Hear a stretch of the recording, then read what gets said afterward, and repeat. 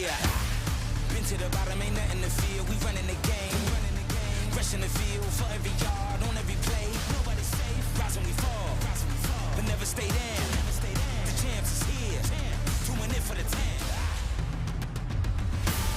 This is our moment. This is our time.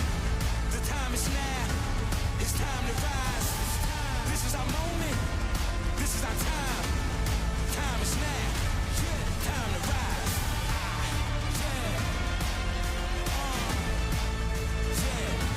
It's time to rise.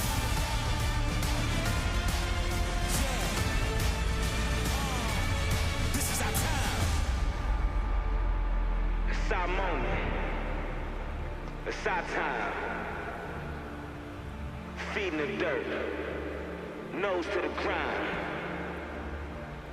Like the crack of dawn.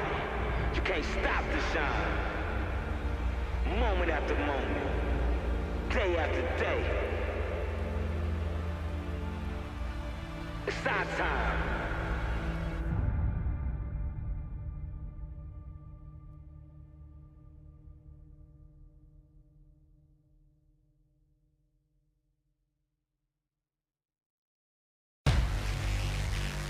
Lock and loaded, it's time for war.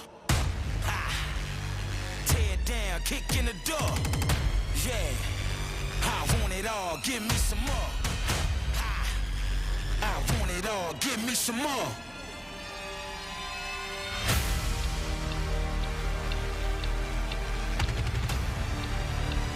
I want it all, give me some more. Yeah.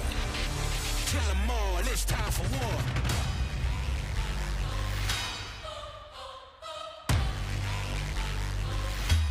It's time for war. Like pandemonium, I set it off. Yeah. Sacrifice, I bear the cross. Legendary, I'm a big dog. Hard knock on the front line. Pure blood, my bloodline. Headshots the first time. My aim good, bullseye. Warfare. Don't play fair, don't play fair. You not sure? Don't go there, I'm right here. No fear, I'm ready to go at top speed. No brick wall can block me. No army can stop me. Yeah, I want it all and I can't lose. I came far and I won't stop. This is my time, I pay dues. Yeah, it's war time and I won't retreat. I want it all, give me some more. I kill them all, won't taste defeat. Now bow down at the king's feet. It's time for war.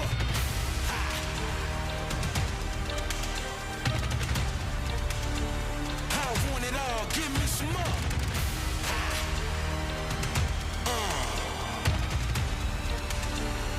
Kill 'em all, it's time for war.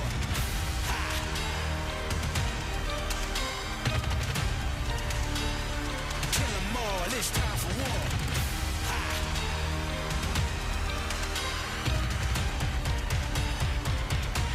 It's time for war.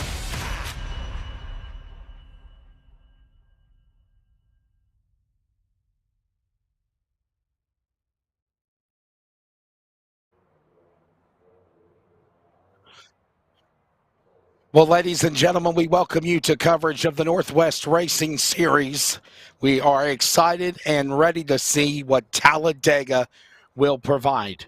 And even though my voice doesn't sound like it normally does, I'm excited about this one. You couldn't tell me not to be a part of this race. We're ready to go here at Talladega for the Northwest Racing Series. It is the Cup Cars. It should be an exciting one. I am Wesley Outland, though a little bit hoarse. I'm excited to be here with you. Joined alongside is Justin Prince momentarily, but Terry Radford is also here. And this is round number 2 of the round of 8. Terry, first off, I want to say thank you for filling in for me yesterday, because yesterday I could not hardly talk at all. But I told you I want to be here tonight for Talladega. We are going to see, I believe, one of the wildest Northwest races of the season to determine who will go to Homestead for the championship for, my friend. Well, and like yesterday, if you guys would have heard Wesley talk, you would have understood why I said no. Uh, we'll cover the 2.5 hours of the majors, but tonight, is going to be good. I mean, we have a very strong field. It's a wild and unpredictable race. I sit here and watch practice throughout the time with our producer. Uh, this car kind of brings a different dynamic than what it normally has before. You think of the big spoilers on the back of the car. You can kind of not see in front of you. So if you lock the bumpers, it's a little bit harder. Tandem drafting's back. You have that opportunity that comes into the fold as well. Uh, Unpredictability in the playoffs, for heaven's sakes. I mean, you got drivers that can come in here tonight and just throw this playoff grid into shambles. We could see playoff drivers get wrecked out and not make it to the next round because of this race right here. They don't call this the great wild card and the great equalizer for no other reason that this is Talladega. And like I mentioned, the round of 8 events, the tracks that we're at last week, of course, at Vegas, tonight at Talladega, next week at Dover. Then we go to Phoenix, where NASCAR ultimately in 2 weeks will crown the champion, but we stay at Homestead where they raced at yesterday.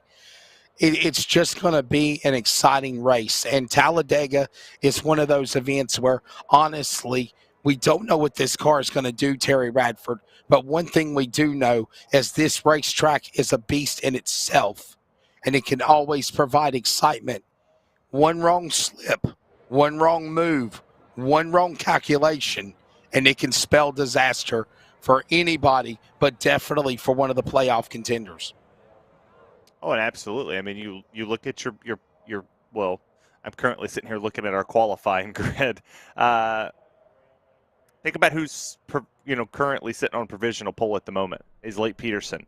He started his year winning the Podium 500, which it had its drama behind it, but he won the race. He was declared the winner finally. But with him winning that race, I'm sure it gave him some confidence throughout this time to say, hey, I have confidence in going to a plate track and doing just fine. This is the most favorite time of the year for me. I honestly cannot wait until Phoenix is over to run more officials on plate tracks and to go out here and have some fun because while Daytona and Talladega are both in that, unpredictability scale of racetracks, they're polar opposites. Yeah, they're both wide open, but one includes handling, the other does not. This track has no handling whatsoever involved, but Daytona does.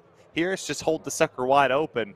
Hope that you make the moves correctly. If you're a guy like Cole Raz or Cooper or Hunter or Dennis Moore, if you're in a position to make that move from the top to the bottom to the bottom to the top, well, you better hope you make it quick because these holes close up very, very, very, very fast. This show's just going to be, it's going to be wild from start to finish. Let's take a look at the point standings as they have updated into this championship round. Obviously, you see the ones in red, like Brightsman White, former champions, Cooper, Garber. They are out, but there's still another opportunity for 6, 7 other drivers to advance. Obviously, Dan West Jr. did what he needed to do at Vegas last week to win. Lake Peterson right now, the fast car. Kevin Smith is second quick right now on track during qualifying, and he's the number 8 seed. And of course, I would be hard pressed to say, Terry, Jeff Stabnow, winner of the race, of course, at Kentucky, to put himself into this round of the playoffs after a 2-year drought. Anything is possible that he could win also. And he's also tied with Kevin Smith for 6th and 7th and 8th. Yeah, but think about the teammates he has in this field. Dan West Jr. is already advanced. He won last week at Vegas. Now he has an opportunity to help Jeff Stabnow out. You got Sean Brightsman, who's been eliminated. There's an opportunity to push up there, and it's going to be strength in numbers here this afternoon. it looks to me, I'm looking up and down our score sheet. I see Jeff Stabnow, Dan West Jr., Shaw Brightsman all qualified together 15th, 16th, 17th. They're the last ones on the board. They have yet to turn their second lap. So I would imagine once they get this lap complete, we'll see what kind of qualifying speed they have. As Jeff Stabnow's about to cross the line here, he jumps up to 6th. Brightsman up to 4th. Dan West Jr. is about to come across the line to complete his lap. This will seat him 7th. So they're all in between a row of one another. So now we have to say, okay, what's your race set look like? Get you over here in this setup and see how good you can do in the fixed setups in these Cup cars. And you got to remember also that amongst those 8 drivers that are battling for the championship, there is another 20 or so that are just looking for a win, or they had a chance to be in the playoffs, and their chance for a championship is gone now, Terry. They're going to look for a checkered flag. They're wanting to win here at Talladega, and I am certain they will do everything they can to try to be that first person across the finish line. Yeah, you can imagine that this is probably the biggest field you're going to see for the rest of the season. Sorry to the rest of the field. Might hurt somebody's feelings, whatever. This will be the largest field that we're going to see at the end. We won't see these same numbers probably next week or probably the week after. We have 33 in this field. It's about what it started with. Half decided to qualify, half decided not to qualify. Sure. It's going to be wild and they're and crazy. gritting. And yeah, everybody's going to win. Somebody's going to win. And they are gritting. We're ready to go here at Talladega. Let's give you the starting lineup. Blake Peterson on the pole, the dominator of the Northwest in the Cup. In the 9, he'll be on the pole to the outside, the 2021 Northwest ARCA champion, Ryan Bloom. Row 2, we'll find Kevin Smith in that number 8 seed in the playoffs. Like we mentioned, Jaden Ledbetter has been doing really good the last couple of weeks. Row number 3, tonight, Shaw Brightsman, 2020 champion, and Caden Anderson. He's one of those drivers that you're going to see look for a win. Row 4, Talladega, Cole Raz in the 10, out for a championship, looking for a win, and Dan West Jr. advanced to Homestead. No matter what happens, he's in. The chaos should be wild for 55. Jeff Stabnow, Briar Reynolds, right alongside him. There's your top 10. Back here to 11th, you have Chad Malik and John Ottenbacher. Toby Ritter's in the craziest picture of them all, Aaron Cooper. Row 8's going to have Carl Burke and Brett Johnson. Row 9, Ron Hunter and Dylan Huffins. Row 10, we'll round out our top 20 with our second craziest picture, Russ Lundberg and Justin Yee.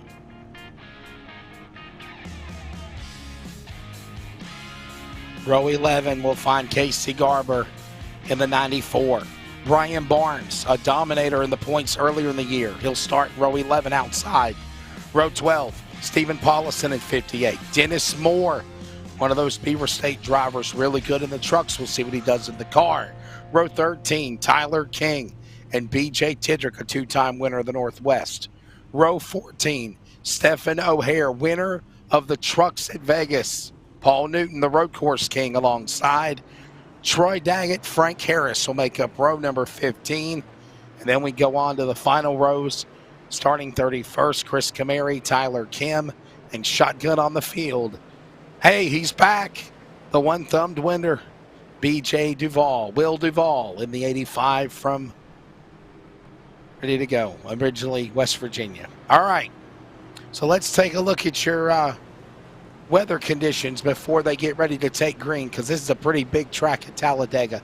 2.66 miles, the distance. 80 degrees, the air temperature, track temp at 89. You see that wind speed, 7 to 10 miles an hour, overcast conditions. I don't know about you, Terry. I think this is going to be a pretty wild one here. 100 laps coming up. Yeah, I'd expect to see 2-3 wide before we ever clear lap 1 on the board. This is the scariest track these drivers are going to face, and you got to think for the round of 8 drivers, there are around 24 or 23 other drivers that don't care that they're in the playoffs. They're not teammates with you, or at least not all of them. They want to beat you to the line first. You could go moon car styling. And they will do everything in their power. This track is 2.66 miles. Another thing to think about, though it is configured like Daytona, though slightly bigger, the flag stand is at the end of turn number one, going to turn 1 at the end of pit road. That means that through the tri-oval, there is a lot of opportunities for slingshots, dive bombs, daring moves to try to be that man to win here. They're going to go 100 laps.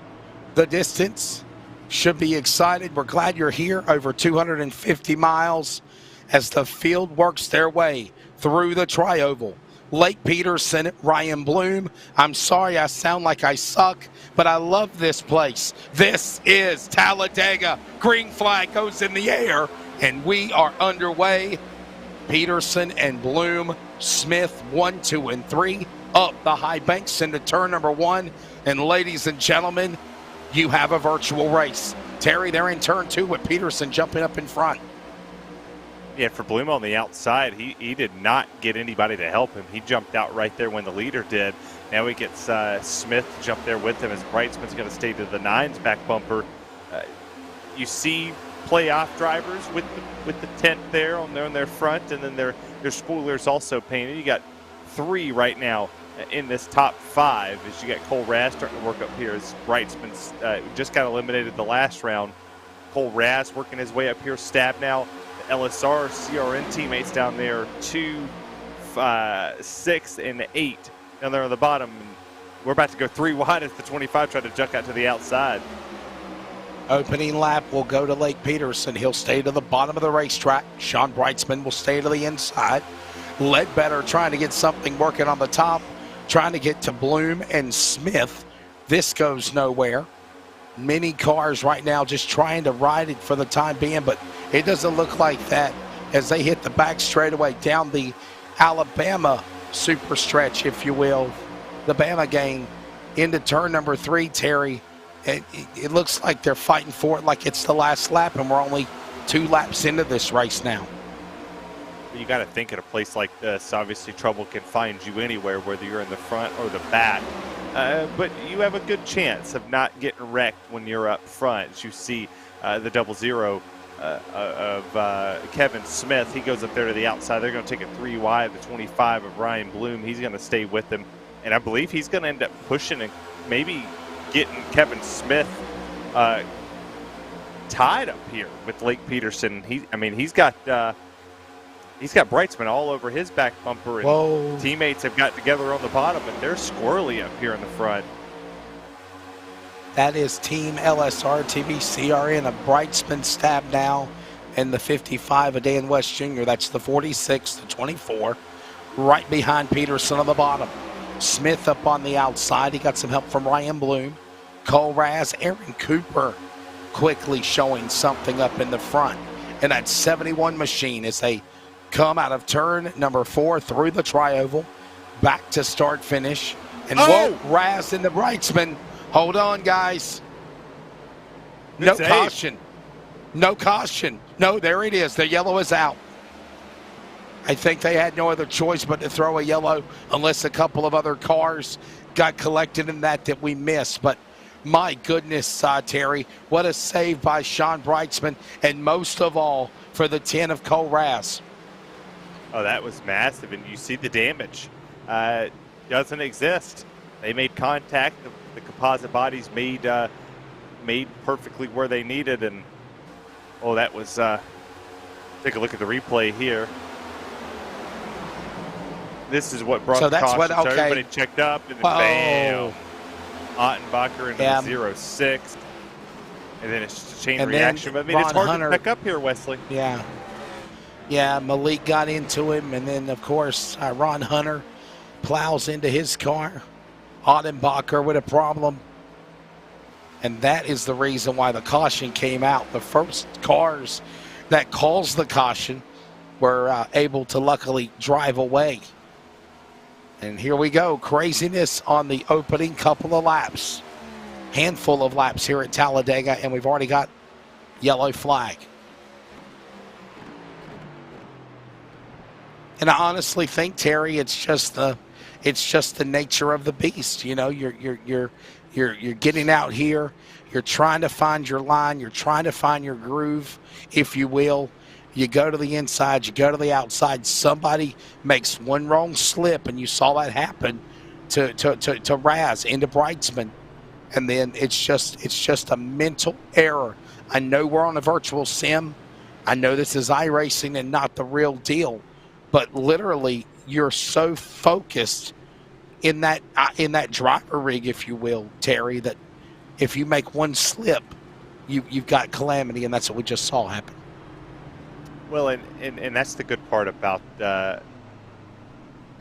plate racing, right? Is everybody thinks it's just hold it down to the floor, you know, be wide open, do what you got to do. But there's a ton of trust that you have to put to the guy behind you and the guy behind Tim. All the races that I've got to do, or beside you. Like there's a lot of trust that goes into this kind of racing, and that trust has to be felt throughout the field. Because you see some of these drivers here. You got Peterson, Bloom, all these drivers on pit road. Well, the top four stayed out. Burke, Barnes, Paulison, Kim, all stayed on the racetrack. So now you have not worked with the 53, the 4, the 58, or the 30 yet in this race. Granted, we're only 6 laps in. You probably didn't think that they were going to be up here this early. You know that this is a chance to flip a race upside down, but now they're up here. So now if you're the 00 or the 9 or one of these drivers that's been leading this race, you have to know how to push now. Now you have to change your whole mindset as well. I was being pushed the whole time. Well, now I have to learn to push. Well, pretty much everybody within the top 17 came to the pit lane. And again, as Terry reiterated on, Burke, Barnes, Paulison, and Kim climb the scoring pylon and move up into the top 5 now. We're also joined by Justin Prince. As again, Justin, as always, great to have you back. I know you were off last week and the week before, but man, Talladega, Justin, always a wild race, a wild card, and this is going to be a pretty wild race. We're already a caution flag in 5 laps to the start of this 100-lap event. Well, first thing to say when it comes to the cautions, welcome to Talladega.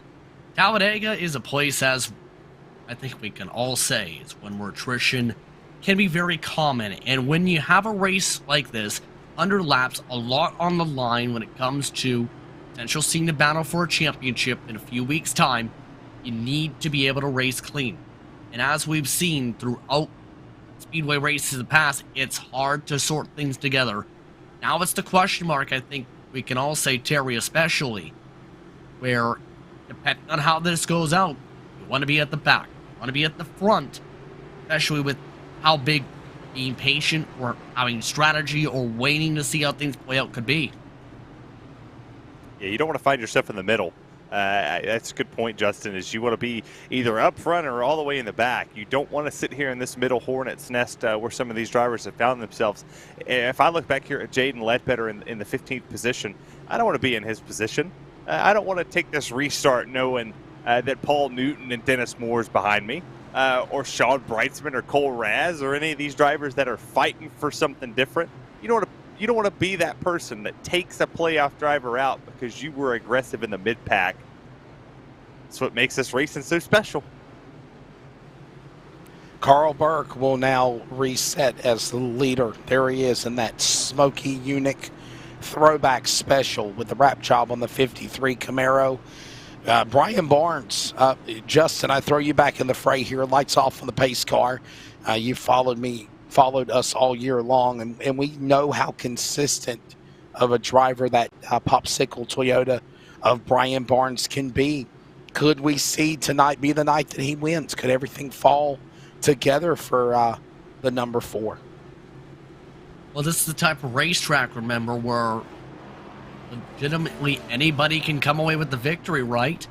So I think the conversation is more so, can Brian Barnes be in position, be in line for a victory once this race comes to a conclusion? And the answer is, I think so, because Barnes is a clean driver, is somebody that has a lot of patience, and I think someone in his regard might be able to do it. Now it's the question mark, though, of does he end up being the driver in the best position to win? That's the big question once we come to the end. Keep in mind, Top 4 did not pit during that cycle, so they're off cycle on the fuel, and with it being a 100-lap race, that becomes the question mark of how does the fuel strategy slice and dice its way as the night goes on now with that slice difference. Yeah, the leaders in the top 15, 17 came down to the pit lane, but again, those 4 cars were about back in the pack midway, and they decided not to pit. 7 laps completed when they come back inside the Geico restart zone. Burke, Barnes, row 1, Paulison, Kim, Peterson right there, your top 5. Green flag goes back in the air. Burke on the gas. Paulison will follow. Now he will look to make a move up on the outside lane as they work their way, Justin, back off into turn number 1. Their way through the banking of 1 and 2. Carl Burke starting to build the momentum. Small push from Blake Peterson. Barnes lines out behind Paulison. Paulison gets the run down the middle of the back straightaway. Paulison to the lead as driver stuck to the bottom to go to the back. Driver stuck in back to go to the back. Wanting to play the strategy just a little bit different here this afternoon.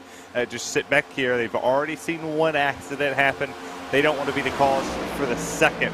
You see drivers trying to go 3 wide. One's going up the middle here. They'll work it off a turn for Wesley. And we got Blake Peterson. He's shooting for the lead on Burke. Yeah, Peterson goes to the outside. Look at Aaron Cooper making moves inside and outside as well. Brian Reynolds sticks his nose in the battle. Carl Burke falling back on the inside lane. Now they'll go single file. Top 3 pull away into 1. Through the banking of turn 2, the top 3 getting a big run together. Cooper pushing Peterson. Reynolds goes to the line, but here comes the rest of the pack again with a big run. You get a big run on this outside lane. You see 3 cars, or 2 cars at the top. You see 3 cars trying to work as one peeks back down to the bottom. One goes back up to the outside. The bottom lane is going to be the preferred line as they exit and rocket it off of 4. Down to the inside of the racetrack. Everybody holds their line. Peterson is there. Cooper is there. Reynolds up on the outside lane. Here comes now Justin Yee trying to make something work on the top side of the racetrack. He runs down Barnes. He tries to go after Burke, and they run each other up the wall into turn number 1. For turn 2, still a decent buffer for the top 3. 1 car coming to the pit lane in front of them may slow things up though. Russ Lumberg tries to peel up to the top line. Peterson, Mike Piper having a duck to the middle. That was almost a close call. Little Kevin LePage flashbacks for most of these drivers. Maybe if they caught that Xfinity race, they would have known it. But that almost got a little hairy there as Blake Peterson holds the lead. You see Barnes, he's all the way up on the outside, back in the back. Yee's trying to make a position up too. Back off the tri-oval through turn number 4, coming back to the start line. Look at him stay to the inside. Nobody out of line yet with Peterson, Cooper. Reynolds climbing up there to 3rd. Burke, Dan West Jr., Jeff Stabnow in that mix. And how about Frank Harris and BJ Duvall, the top 5? On the middle of the back straightaway, the bottom line starting to become the preferred line. Lots of patience being showcased. Most drivers trying to plow in just 3 cars into 3 towards Terry, utilizing the middle. Yeah, you got people working the middle lane there, 3 cars to the outside. Everybody else stuck to the bottom. Kind of shades of what we saw back in 2005, 2006 with the 2 or 3 versions ago of the race cars as everybody pitches to the bottom. Yeah, they stay single file as they work their way back through the tri-oval, back to start finish with Blake Peterson still the man out in front. Second is now that driver of Aaron Cooper. Aaron Cooper, Justin, now trying to show his wits of obviously intelligence this year in the Northwest Cup Series off two. Still tandem draft fuel on that top line indeed. Meanwhile, Chris Cameri trying to work with Justin Yee. He wants to go places. He wants back up at the front. Most of these drivers want to keep their position up in the front. And Justin Yee, he's all the way up to the 7th position. He actually turned one of the fastest lap of the race so far on that outside lane. He's pushing the mess out of Cameri as they come through the tri-oval. Look at Yee making a move inside and outside, got up under Cameri's back door, and now Cooper looking to want to go to the lead. He's there, Justin, in turn number 1 on the outside lane. Big check up from Cooper, though. Down the bacon, and Cooper gets turned. Cooper on the wall. Oh, no. Cameri gets involved. Several more slam to the safer barrier. Out of turn 2 as the caution flag waves. Once again, here at Talladega. Yellow flag out for the second time. It happened going into turn number 1 when Aaron Cooper was licking his chops, ready to go to the lead. Big trouble over there, Justin. You saw it break loose. And that, I think, resulted from a bad bump in the middle of the corner. And put it simply, do not bump draft in the corners. This is starting to showcase how it breaks down a lap prior. Cooper had already been lined up at the bottom, and it has that momentum on that bottom line, right? But here's the thing. That second line starting to pick up steam, starting to pick up numbers, starting to side draft well to be able to pull back that inside line as they have the energy. This is where it gets hairy, though, once you get towards turn 1. Because Cooper has to come up and block, because that's how big the run is, gives him a chance to take the race lead. It looks fine until right about that turn 1 point. There's this big check right here where it just dies off the energy. Cameri's all over the back bumper at this point and ends up going offline, hooks the back bumper, and that just ends up collecting the entire top line. Man, that's heartbreaking for a guy like Aaron Cooper. The only good thing is about it, Terry, there is a fast repair, but I don't know if it's good to use it this early in the race, though. Well, he's not going to have much of an option. It does kind of stink to use it 15 laps in when they cross that line. I mean, it changes your mindset. When you have that fast repair in the bank, it changes your mindset of how you can race that last little bit. If you save it all the way till about 10 to go, you're like, man, I can really be aggressive. And if you fall back to 30th, if there's still 30 cars on the field at 5 to go, who cares? You still work your way through the field. You know, you're playing with house money at that moment, but he's using it early. And I'm also surprised to see people come down pit road. I believe it would just be fuel only if they're coming down right now. Yeah, it looks like they're very, very fast pit stops. They're coming in and taking fuel and then driving right back out on the racetrack.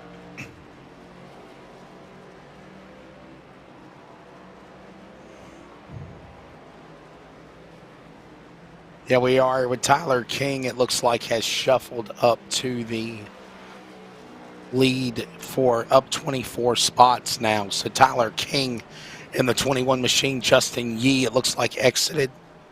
Here's all these other cars along with Lake Peterson, Brian Reynolds behind the pace car. And we will reset them, re-rack them, restack them, and do it again. We'll step away. We'll take a break. We're also coming up on the top of the hour. We'll pause for 10 seconds of radio identification, and we'll be back with you from Talladega. This is coverage of the Northwest Racing Series playoffs on CRN, the Community Radio Network, and iRacing on LSRTV.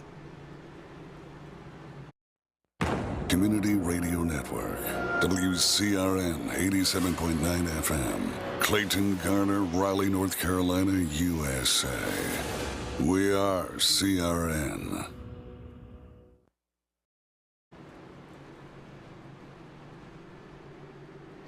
Welcome back to Talladega. And again, we are under the yellow flag for the second time after an incident involving a bump draft in the corner by Cameri into Cooper.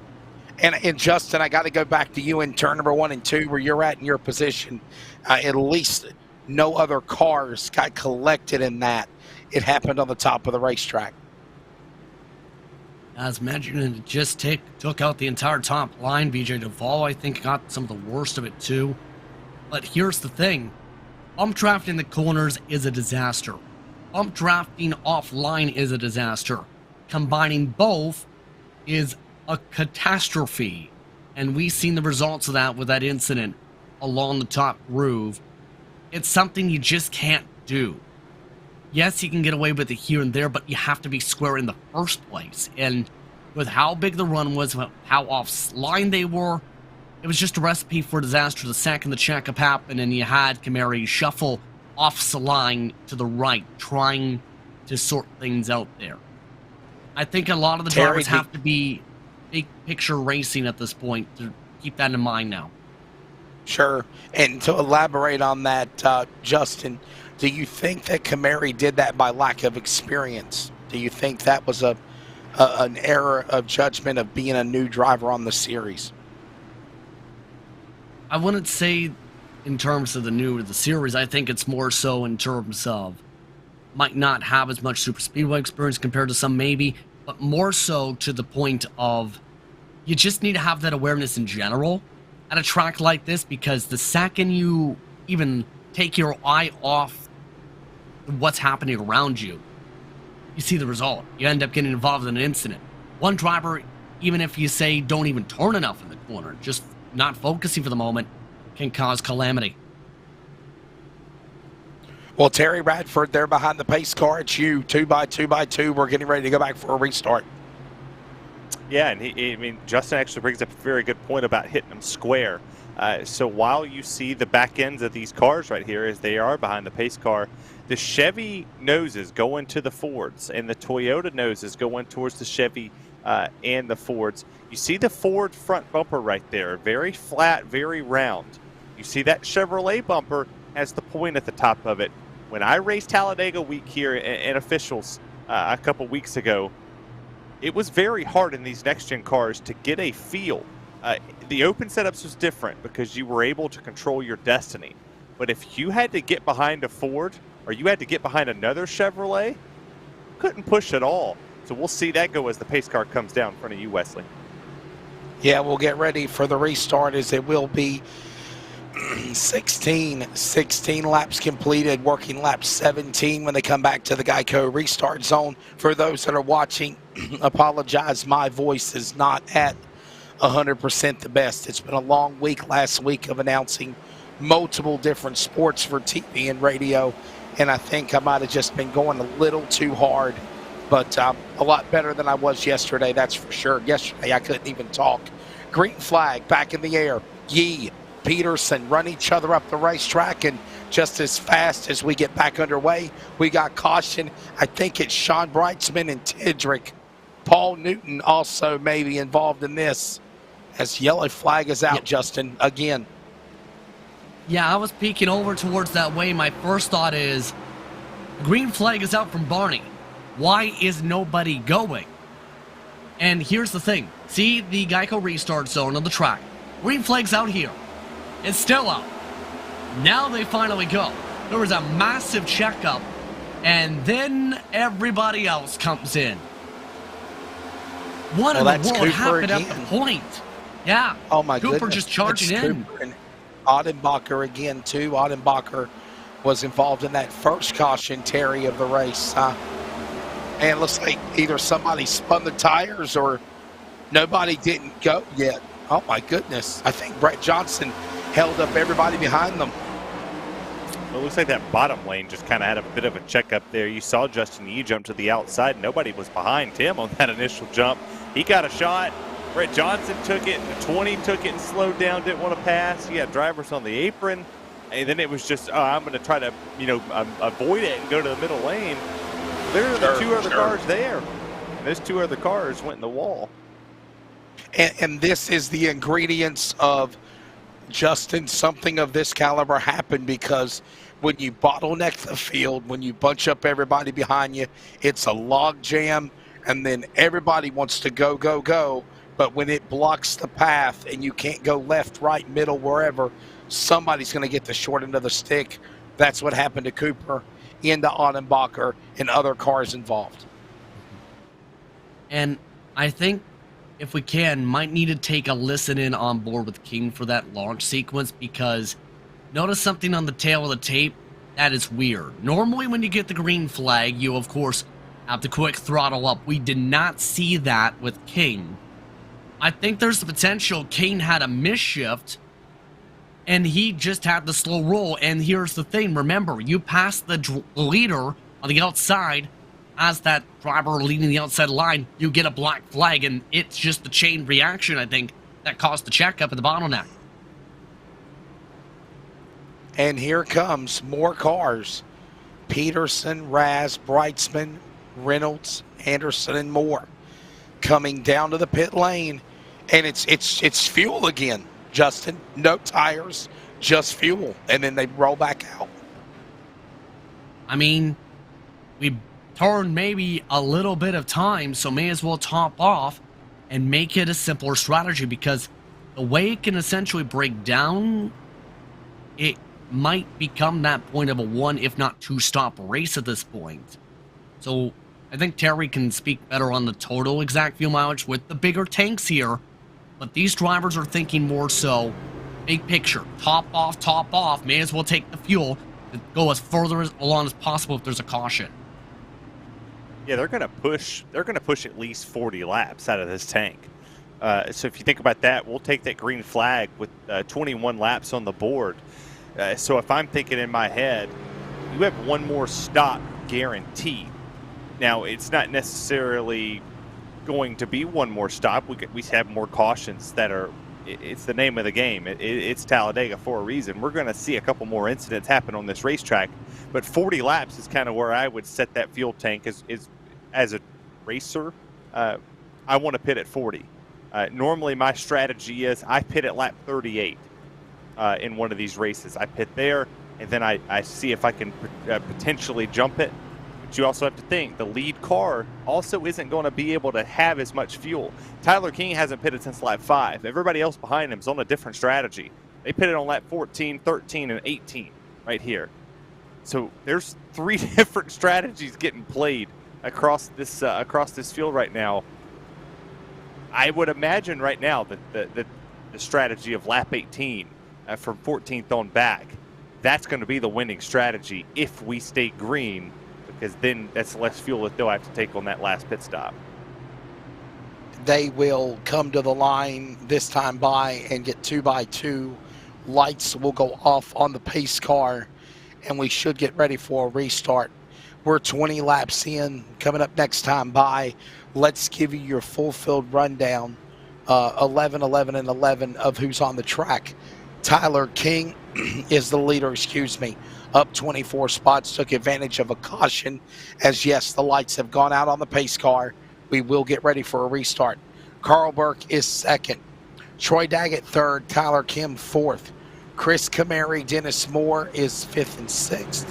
7th and 8th is Stephen O'Hare and Ryan Bloom. Paul Newton is 9th. Frank Harris is 10th. And Justin Stephen Paulison is 11th. Currently 12th spot, controlled by Russ Lundberg, then Kevin Smith, who picked up black flag and L as a result of injury. Closed pit lane the previous caution, starting 13th as for this restart. Nick Peterson amongst the top-offs, Cole Raz, Brian Reynolds, Justin Yee, and Dylan Huffine. Top 18. 46 Sean Brightsman is in 19th. 20th spot, controlled by Dan West Jr. EJ Tidrick and Jeff Stabnow round out top 22. Top 24 on Hunter, Jaden Ledbetter. As we turn the card to Terry. We got Brett Johnson in 25th, Toby Ritters, Caden Anderson. Then we get to our 1 lap down drivers, Brian Burns, John Ottenbacher, BJ Duvall, Chad Malik, Aaron Cooper, and Casey Garber, the last driver on the field in 33rd. So there is still 80 laps to go when they come back to the Geico restart zone. Still a lot of racing left to go. Let's look at the summary real quick on the bottom left of the opening 20 laps. And you can see 3 cautions, 7 laps used. So 13 laps at full song, 7 under yellow. And there has been 4 lead changes in this race. we'll get ready for the field to come back to the restart zone with Tyler King, Carl Burke, hopefully a much better restart than the last time. Maybe Tyler King will definitely be ready to fire. Everyone else behind him also. You got to have patience, Justin. You got to have patience in this race. We know that this is a long, big track, but to win this race, you must first finish. And tearing your cars up in the early going is not how to get it done. As Burke checks up the outside lane, Newton has to make some evasive moves to go to the top side to miss everybody. They stay at speed down the one with King out in front in the corner, but here comes Troy Daggett in 99. Top four able to pull away. The top line completely destroyed with Burke struggling to even get through the gears. Trying to peel off to the back straight away. Goes to 25 of Bloom. Top four zipping away. King leading them. You got drivers peeling off to the bottom, trying to go to the back, trying to work a little different strategy. Sit back there, maybe play the field position game where you could potentially flip it at the end with a good set of teammates. But the top four, it broke away. King, Daggett, Camary, O'Hare trying to pull away from Paulison. And we got a side-by-side battle for the lead. All of this happening again as they work their way back through the start-finish line. 20 in, 80 to go. A long way to go in this race. Now the outside lane starting to come back up again. Troy Daggett, Camary, Raz, Yee making the top side work, Justin, out of 2. Super Friends lead the top line. 3 wide down the back straight away. Paul Raz wants to be the Pied Piper. One of the playoff drivers alongside King for the lead into 3. You see the Super Friends up there on the outside, the middle trying to work. Now they go down in the middle. Now we make it a 2-line battle going there. Brightsman and all them had to check up big time back there a little further back. But that bottom lane starting to roll some more as we try to do tandem drafting down Talladega. Yeah, it's definitely getting a little wild there as they work their way back across the start-finish line. King still the leader. The inside lane works. The outside lane trying to come to formation a little bit. That goes on again out of 2. Rumbling out of the corner. Raz forced to regroup. Picking up some cars, though, along that respective group. Troy Daggett, Sean Weitzman, Russ Lumberg. It's them 3-car bump draft as they try and build the momentum back to 3. You have to be careful in not pushing the pusher. You don't want to go up there and make that run worse by pushing the driver that's trying to push the leader of that pack right there. And that leader, Cole Raz, I'm sure he feels as unstable as he's ever going to be as we're trying to go 3 wide back here a little further back in the pack. Little slicing and dicing as they work their way back across the start-finish line. Nobody making a move yet on King. King on the inside. Look at now the outside lane work. Raz is coming. He's got the help of Yee. Yee don't race that much, Justin, but when he does, he makes his presence felt. I think there's a phrase, trophy hunting, when it comes to Yee. 4-car bump draft is clearing on by his Raz. To the bottom as well, Troy Daggett. Sean Brightsman did not get down there, though. Yeah, Daggett didn't get clear, but he still has help behind him. So, I mean, we can't throw that one out there. He still has friends around him. He has his teammates coming up behind him. So there's an opportunity that we'll see Sean Brightsman contend for this win. Yeah, working their way back across. Sean Brightsman now. Look at that car. Brian Reynolds from the outside lane to the inside lane. Got up in front of Hunter and Peterson. All this going on back to turn 1. 25 in, 75 to go. Next time by. King now trying to chart his way around the outside, able to build back the momentum. He gets help from a teammate. It's time to battle Super Friends versus American Touch-Up Friends along the outside, hooking up. You have team versus team up there on the outside and the bottom. This is gonna come down to who has the most teammates in the field and who has made the most friends throughout the race. You're not gonna see 3 laps to go, somebody that you've made mad early on come and try to help you. And you got to remember last week's race at Vegas. Trouble. Peterson into Hunter, or Hunter into Peterson. Peterson spun down below the grass. He's off the pace. but no caution. We stay green on the back straightaway. The leaders are there. Leaders still 2 by 2, still making their way forward in a 15-car pack. Raz losing ground at the bottom. Big run at the top, gain with a shove from O'Hare is clear. Here comes Carl Burke recovering from checkup land. Yeah, that outside lane really got the momentum from the side draft all the way up to the top of the racetrack, and the tandem pushing that worked with O'Hare and King. Tyler King's doing a great job holding on from not pitting since lap 5. Him and Stephen O'Hare, 24 and 25 positions gained on the field so far. Remember Stephen O'Hare picking up the win the other night in the truck race at Vegas to punch himself into the championship finale at Homestead. Great battle between him and Dan West Jr. And he point blank said, I will do what I need to do to help my Beaver State drivers out. Down the back straightaway, it's King though on the bottom, Raz on the outside. Still 2 by 2 all the way to the pack for the first 14 spots. Off to 3. Big bad bobble for Camary. Yeah, they're getting a little unstable here throughout this pack, and while it hasn't been as unstable as possible, seeing drivers starting to bobble down past that yellow line, getting a little squirrely as Cole Raz is going to take the lead. He'll clear to the bottom when they cross the line. Back off into the corner. Raz now put the 10 to the lead. He'll now put Burke to second. King to third. King battles back though. He's got some help on the back door to run down Raz out of 2, Justin. Now the pack's starting to break apart. Kane and Stephen O'Hare elect to pull out. They go deep down the yellow line. Raz loses ground. Here comes Sean Brightsman with the help from BJ Tidrick. Yeah, that definitely helped the outside line at the bottom all checked up. Everybody wanted to go to the back. I think they've had their fun up front leading this pack. The instability has kind of played into the unfactoring of them moving to the back. But so far, here goes Brightsman to the front with BJ Tidrick with him. I think the unpredictability also, Terry, has also got those guys playing possum now, going to the back, getting a little antsy, getting a little crazy now. Brightsman now goes to the lead. Tidrick is going to follow. Lundberg in the battle out of 2. Hunter drives it straight to the wall, keeps it going. Cole Raz pulls out. Kane again tries to back out of it. Here comes Lundberg in his throwback machine to the 70s. I think a lot of these drivers have kind of realized that, hey, we don't need to be sitting in this right now. You see drivers, they're going up the track, down the track, up the down the track, getting loose off the corner. I don't think they want any part of that.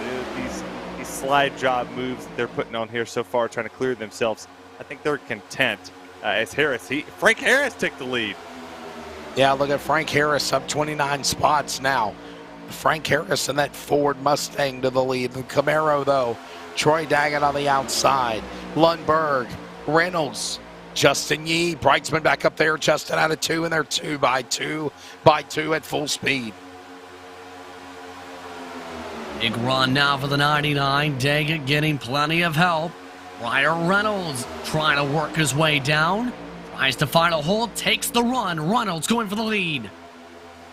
Yeah, Reynolds had a big push right there from the 64 Yee. He didn't get to the back bumper of the 99. He's shut down right in front of the 11 of Frank Harris. That clears him. Playoff driver, putting himself into the position of Briar Reynolds to potentially go get this win.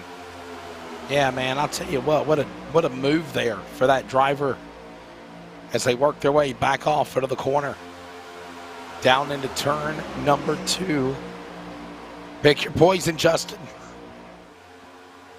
That's the major question. What ends up being the best way to sort things out? All sorts of different strategies with the fuel. Top line trying to regain the momentum. Brian Reynolds leading the bottom. Some of the drivers snaking under the yellow line, including Paulus and Camary trying to work into 3. Yeah, it could be an issue of maybe overheating if you stay in line for so long in these cars or any cars here. You tend to overheat these things, so maybe they're trying to bob it down a little bit, get some air on the nose, so if they do want to pull out to make that third lane work, they could be fully committed to push. Back across the line, 30 laps into this race now, 18 to halfway. Reynolds stays on the outside. Taggett, Reynolds on the bottom. Harris, G, all these drivers right now just kind of being calm. Oh, I checked that. Hold on there. Boy, oh boy, Lundberg could have gave us a scare off too. He saved it. Lundberg losing his help with Brightsman backing down, but Daggett again taking the race lead into 3. 12 cars the main pack, trying to work around. See how hard it is with the independent steering on these things to really set them where they want to go. You see Frank Harris bobbing back and forth a little bit back there. The 99 had an unsettled moment for a split second, but the outside lane and the inside lane starting to fizzle in numbers here. Back off out of the corner. Into 1. Yee now up on the outside. Look at Tidrick now back in this battle. Kamari also going up to the top side out of 2, and Brightsman's back. Brightsman yet again finding a bit of help. Now Yee gets ditched by BJ Tidrick down the middle of the straightaway. Chris Kamari now moves to second. He looks to join up with Daggett as Yee drops far back. Hey, what is it? They always take the prettiest person to the dance, but they always dipper for the person they really want to be with. And they took Yee all the way up. Yee takes them all the way to the front, and then they dip down on him and go with the person they want to be with anyhow. But the 15 to the 72, they've worked pretty well together so far. It's a 3-car breakaway up top. Kamari's got to be careful. Remember what happened with him earlier on that bump draft in the corner to Cooper. Don't want to make that mistake again. But Tidrick, what a strong drive of that car. And Justin, do you know what throwback car that is, buddy, that's leading? Absolutely, throwback to the Allisons. And of course, Alabama game backstretch, a major talking point with, of course, being a track in Alabama. He tries to work the top line, but Troy Daggett with no help goes to bottom. I actually just realized when y'all said that, you know what happened the last time Wesley, a Tennessee person, did anything with Alabama? Oh, that's right, they beat them. They beat them into a goal post out. I'm not listening to you. We'll I see know what I don't have a voice, but you are literally making me get loud. Okay? Don't do that.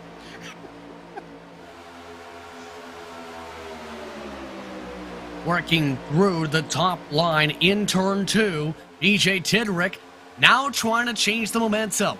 The top line does work here on the sim, like in the real world.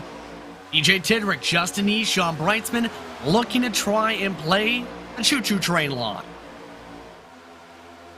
You see the bump that 64 of Yee gave Tidrick there.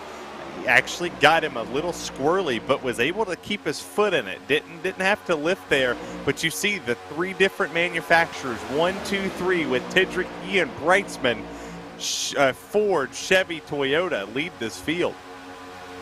We are having some connectivity issues on our broadcast stream, just so we'll let you know we are aware of that. There is weather in the area of the Rocket Media Live Sim Racing Production Studios in Texas. And of course, I'm in North Carolina. Justin is in Canada. Terry is in Georgia. So, and of course, all these other drivers all over the Northwest. But we are having some type of a connectivity issue. If anything changes, we'll let you know. But right now, the race will continue on live here tonight. We have Tidrick leading. First time the outside lane has really started to get used and well. Kamari back to the bottom, but he's going to carry Yee and Brightsman and Reynolds and Burke up the racetrack back into turn number 1. The top side's coming alive, Justin, in the corner. Top line starting to lose their numbers, though, compared to a couple moments ago. Chris Kamari trying to use the bottom, trying to stay away from the side draft. Working his way slower, though. Tidrick with the momentum, with Yee not backing down into 3. You see that side-by-side battle going on. Kamari finally gets back up to this front part of the pack. And the bottom lane seems right at the moment with the 4 nose to tail. Now it's the 3 nose to tail. Daggett's pushing that 15 for all it's worth. Can he clear him here? Back across the line to the inside. Kamari's car. Daggett will follow up the outside. Here comes the machine of Tidrick. Tidrick, Kamari. On a turn 2. Big bobble coming from Troy Daggett, able to hold on to the steering wheel. And the clouds are starting to settle over the racetrack. The track temperature may start to dip and quick. Yeah, it kind of brings the intensity up a little bit. We're about at 12 to go before halfway, and it hasn't been as crazy as we've seen it. We see a couple different packs starting to settle their way through here. You go all the way back. Go to 16th. It's a 6-second gap to the race lead, so they've really fallen off from where they want to be. Yeah, they go back across the line here, and you notice nobody really taking the middle lane. They're kind of either on the top or they're on the bottom of the racetrack, as now Justin Yee makes a move on Tidrick for the lead out of 2. Another slice up. Another bobble around the track. Chris Kamari loses the ground. Keep in mind the major gap with this, Terry. Side draft, side draft, side draft. Yeah, the side drafts in these cars are pretty incredible when you get down on that quarter panel, and we'll see how many of these drivers actually play that into effect as this race progresses. You see them separating the two things. They're parting the sea like Noah, just doing what they got to do to keep as much distance between them and the cars on the bottom. Back off into the corner into turn number 1 and 2. Tidrick outside, Brightsman now trying to get some speed after Yee. Right now, everybody just kind of playing nice. How long do the niceties last, though? Coming to 60 to go. The longest run of the race by far. Go to 3. The pack has picked up a few drivers. West Jr. and Stabnell amongst those who have gained up to Terry. Yeah, they started to gain up there at the back portion of this pack, but to be perfectly real with you, you don't ever really hear the word nice at Talladega or a super speedway pit track. I on the other hand, I'm never nice. I'm blocking top, bottom, middle. I don't care. And I understand we were talking about something with weather. Let's take a look at some weather conditions. Real weather conditions. Oh. This is actually in real time for those that are watching live and listening on CRN. We have a real weather radar up on the broadcast, and this is just outside of Wichita Falls, Texas, where the broadcast headquarters are for iRacing on LSRTV and Rocket Media. And that is the reason why there might be some weather-related connectivity issues. However, we will do our best. We'll do our best to cover this race all that we can here. Obviously, we are. I mean, I sound like, my voice is gone. Slowly starting to get it back. But weather also acting up in Texas. Down the back straightaway, turn number 3. It is Kamari now, the leader in the 15. He made that slip earlier in the race where he made a mistake. He almost took out a pretty good amount of cars. Only guy he really got taken out was Aaron Cooper. Got to learn from that mistake, and he is back up in front. Kamari, Troy Daggett, Stephen Paulison, Frank Harris, Russ Lundberg, all drivers that have been multiple climbers of the race or took advantage of that early caution to come back to the front, Justin, and they're making it work as we are approaching halfway. Absolutely, and with the way this race could play out, it might become a track position race. And the way the things are number-wise, lose the main pack, end up falling a drift. And so far, the speeds have been significant. Some of the drivers who try to drop back are running a second off the pace of the leaders. Well, that is a good point. Is this potentially could go caution free. And you see now, you talked about the drivers that fell off the pace that just didn't want to run with this main pack. You check up this field, you run the risk of never catching them back unless the yellow flag does come out. They've run that risk, and they've assumed it well. I mean, they are multiple seconds behind this race lead, and they're going to have to hope for something catastrophic before they catch back up.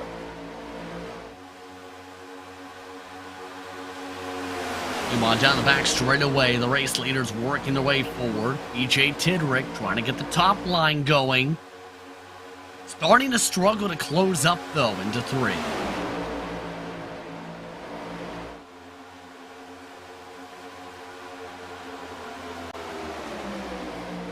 You hear them at speed, working their way back out of turn 4 through the triangle. And coming back to start-finish. Back to the line, Camary now. Daggett in that number 2 spot. Paulison inside single file. We are going to go step away for just a moment. We will go side by side so you do not miss a thing. This is coverage of Talladega. Halfway is approaching. I think the race is just going to get more wild from here. We'll have it for you when we return for the playoffs of the Northwest. This is our series, So many different pieces that you have to watch out for. where the stakes are always higher, $300,000. where virtual meets reality, How bad do you want it? They're wasting no time getting at it. where the best thrive and the flawless win. This is the eNASCAR Coca-Cola iRacing Series. Hey, it's broadcast personality Wesley Outland up topside at one of the great racetracks of the world, the Caraway Speedway. And I'd like to remind you to join us every Wednesday afternoon at 1 p.m. Eastern to 3 p.m. Eastern with coverage of Finish Line, where we talk to everybody from NASCAR to grassroots, like right here at Caraway Speedway. Carolina's Fox Sports Radio affiliates, iHeartRadio, and on the Community Radio Network at 87.5 FM. And remember, thanks to Live Sim Racing Productions, you can actually see the guest panel, ask their questions, get interactive with us with comments and so much more in our chat box. Finish Line every Wednesday. Join us every week.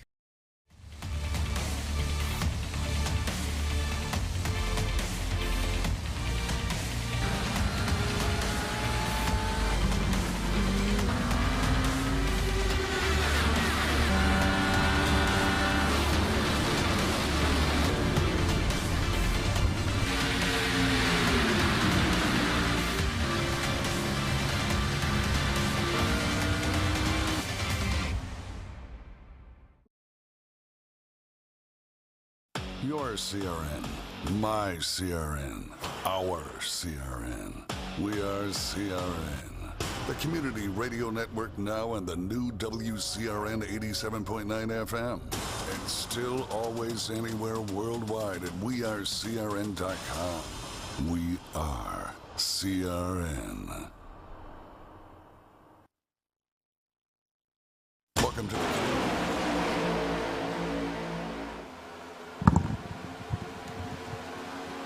Working close to halfway here at Talladega. Justin Prince, Terry Radford, I'm Wesley Outland.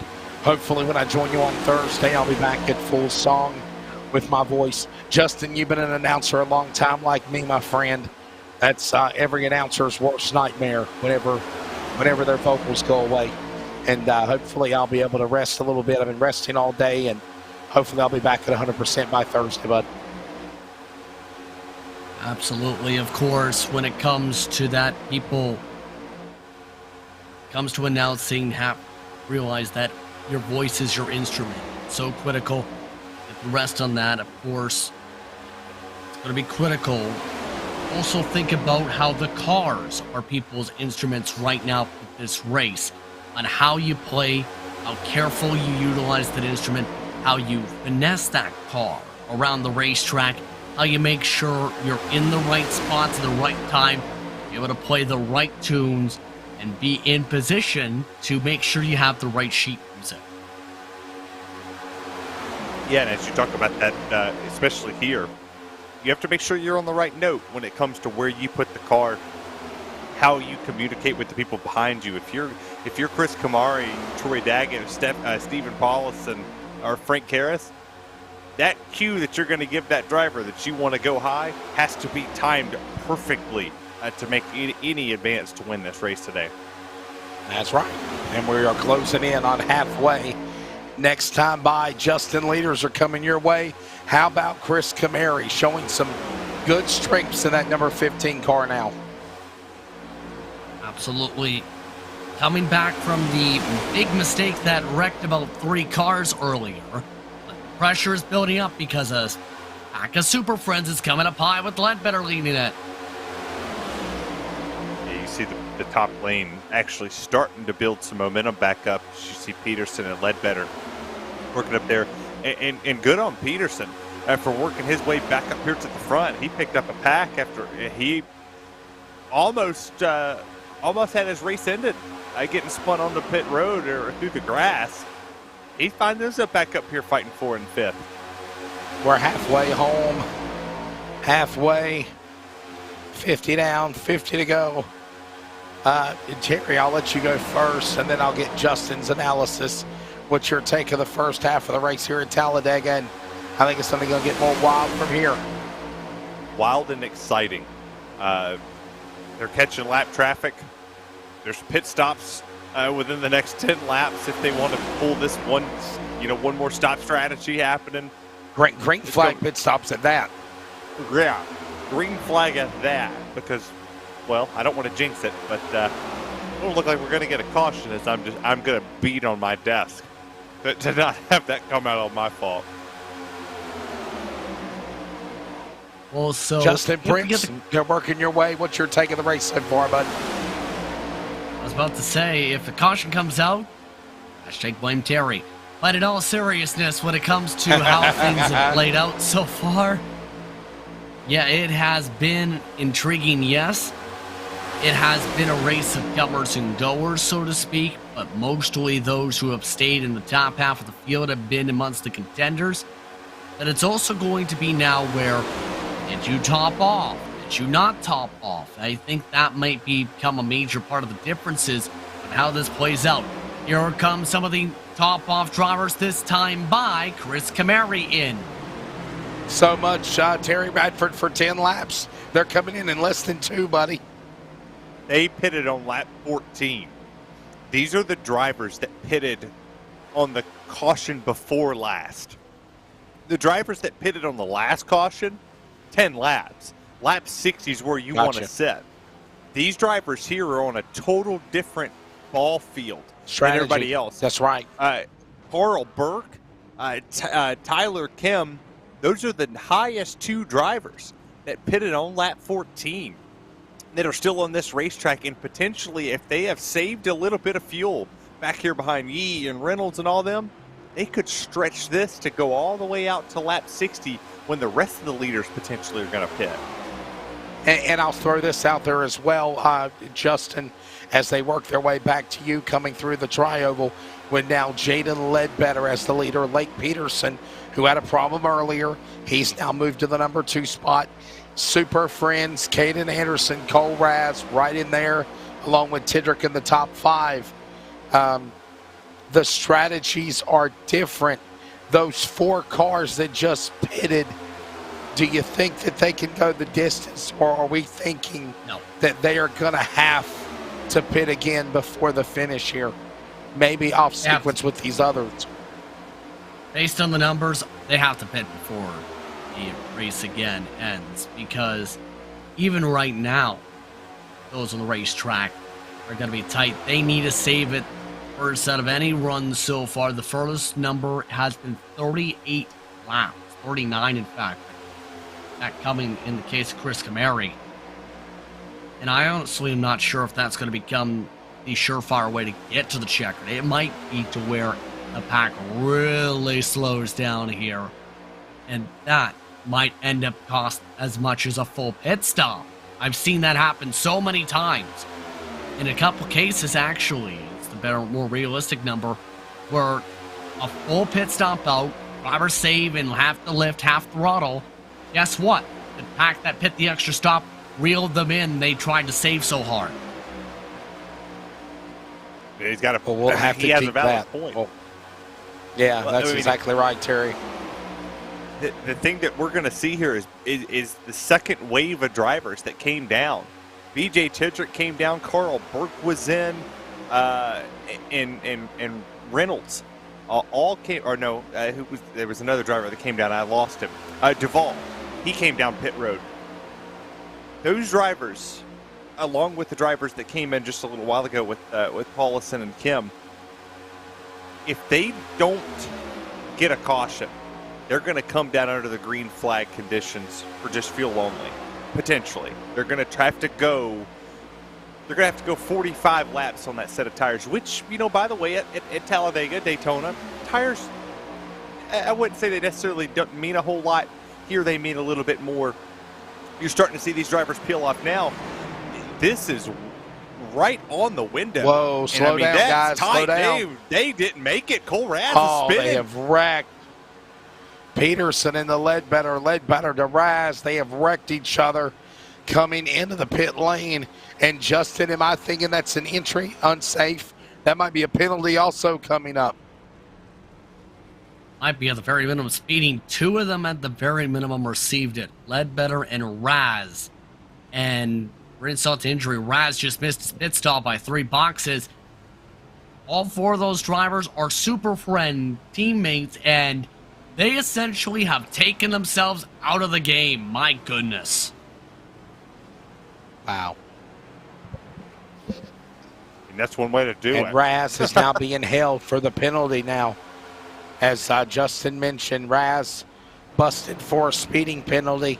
Here comes now the LSRTV CRN drivers coming in. Teammates, we mentioned Terry the last 2 weeks now. Teammate racing, we're seeing it again here. We saw it at Vegas. We're seeing it now on the racetrack, but definitely also on the pit lane of when you pit. And they are still holding Ledbetter and Raz. This is a big penalty, Terry. Oh, it's a massive penalty. You have to think that they were, potentially going 10, 15 mile an hour over the speed limit. Plus they spun. Then they hit the pit cone. So you can start stacking penalties on top of it, and you're not necessarily going to take them away. You continuously stack them. But how impressive so far. I'll hold at this before Moore and O'Hara and all of them come blowing by them. But for Brightsman, Stabnow, and West, you were in the back. Here they come. You were in the back of this field. And now look at you. This is perfect. You're there. You worked nailed out the pit perfect. stop. You nailed the entry. You nailed the exit. You stayed together.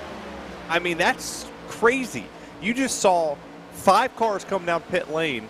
3 of them was in the grass. And 2 of them was held for over 40 seconds.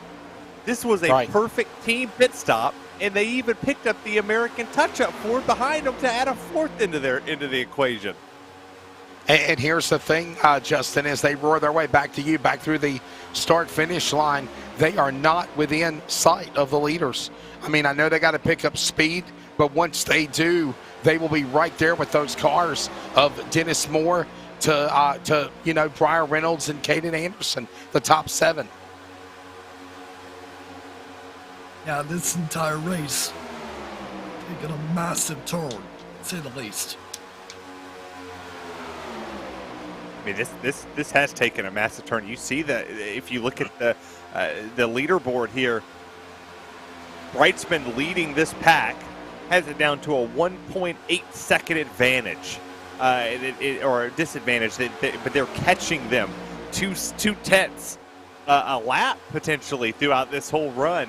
And if they pick up more drivers, Wesley, you might be looking at these 4 drivers right here passing to the outside with 40 to go, as they've caught more drivers. Yeah, they have. And it's not done yet. Down to the inside, here come those fast cars that we mentioned. And here they come, swallowing them up. Justin, down to you on the back straightaway. Okay, Heading off down into turn number 3. Indeed. Yeah, we'll let you take a rest, man. I'm understanding now. Justin had to step away for just a second.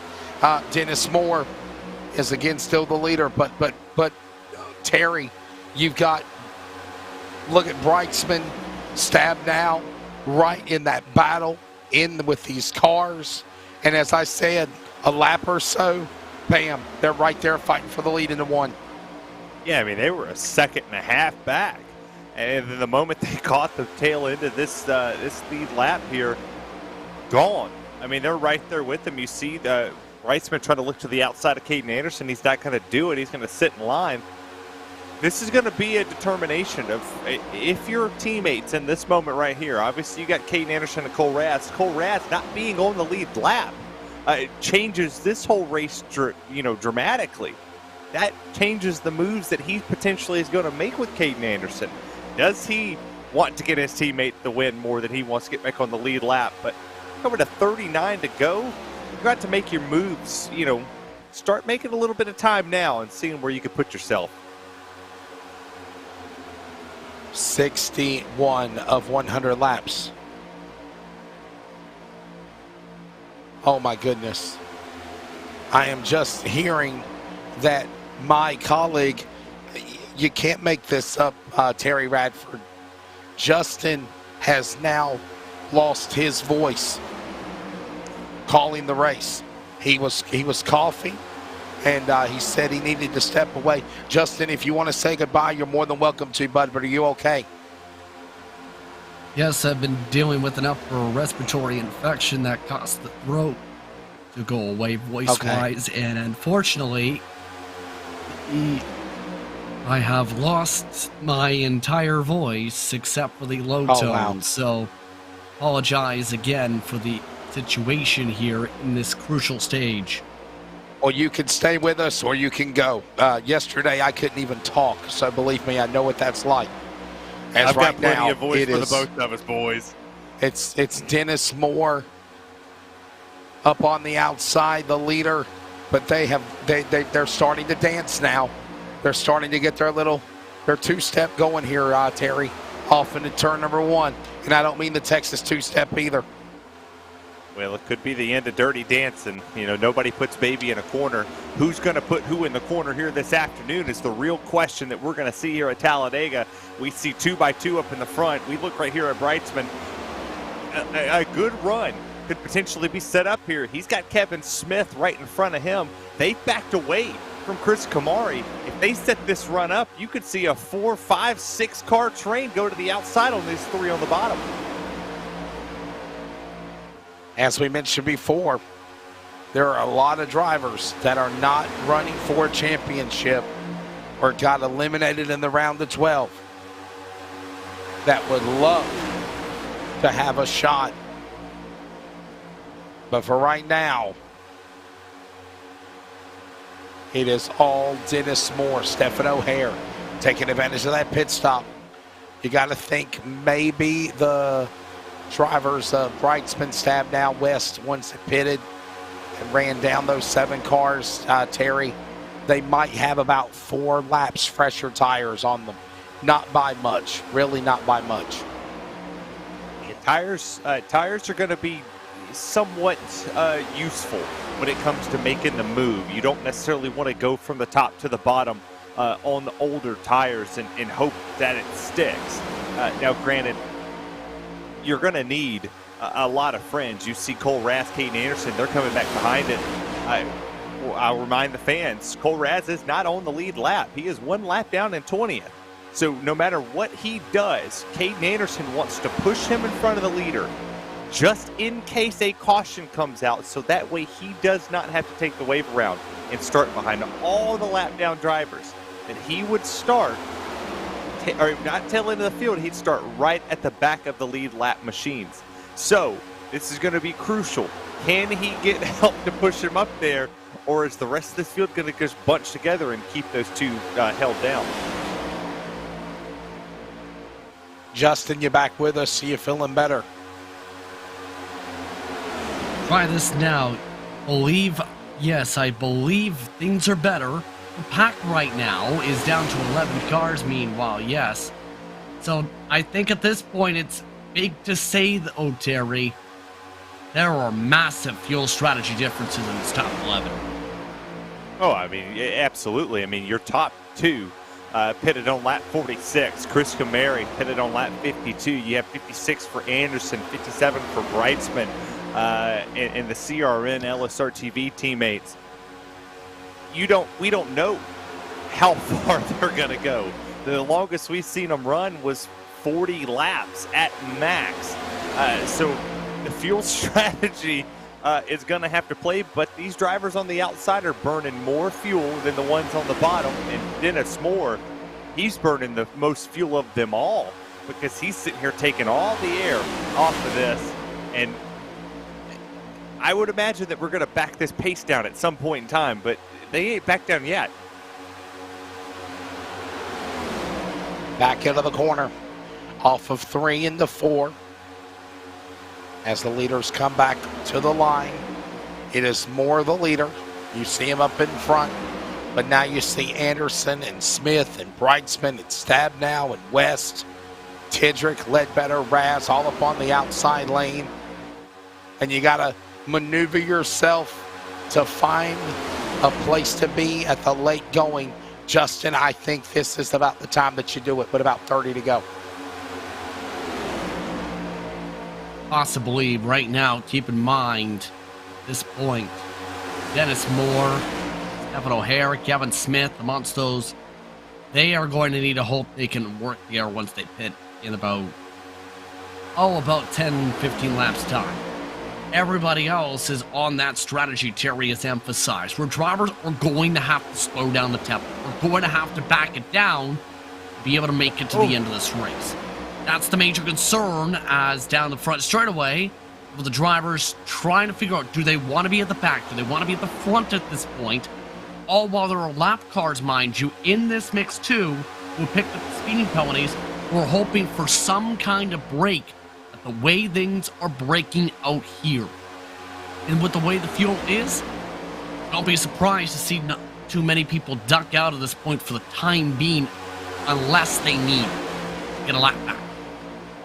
We almost saw a caution. We almost threw all the strategy out the window as Chris Kamari and Lieutenant Cole Raz made slight contact going into or coming out of turn 4 that last time by.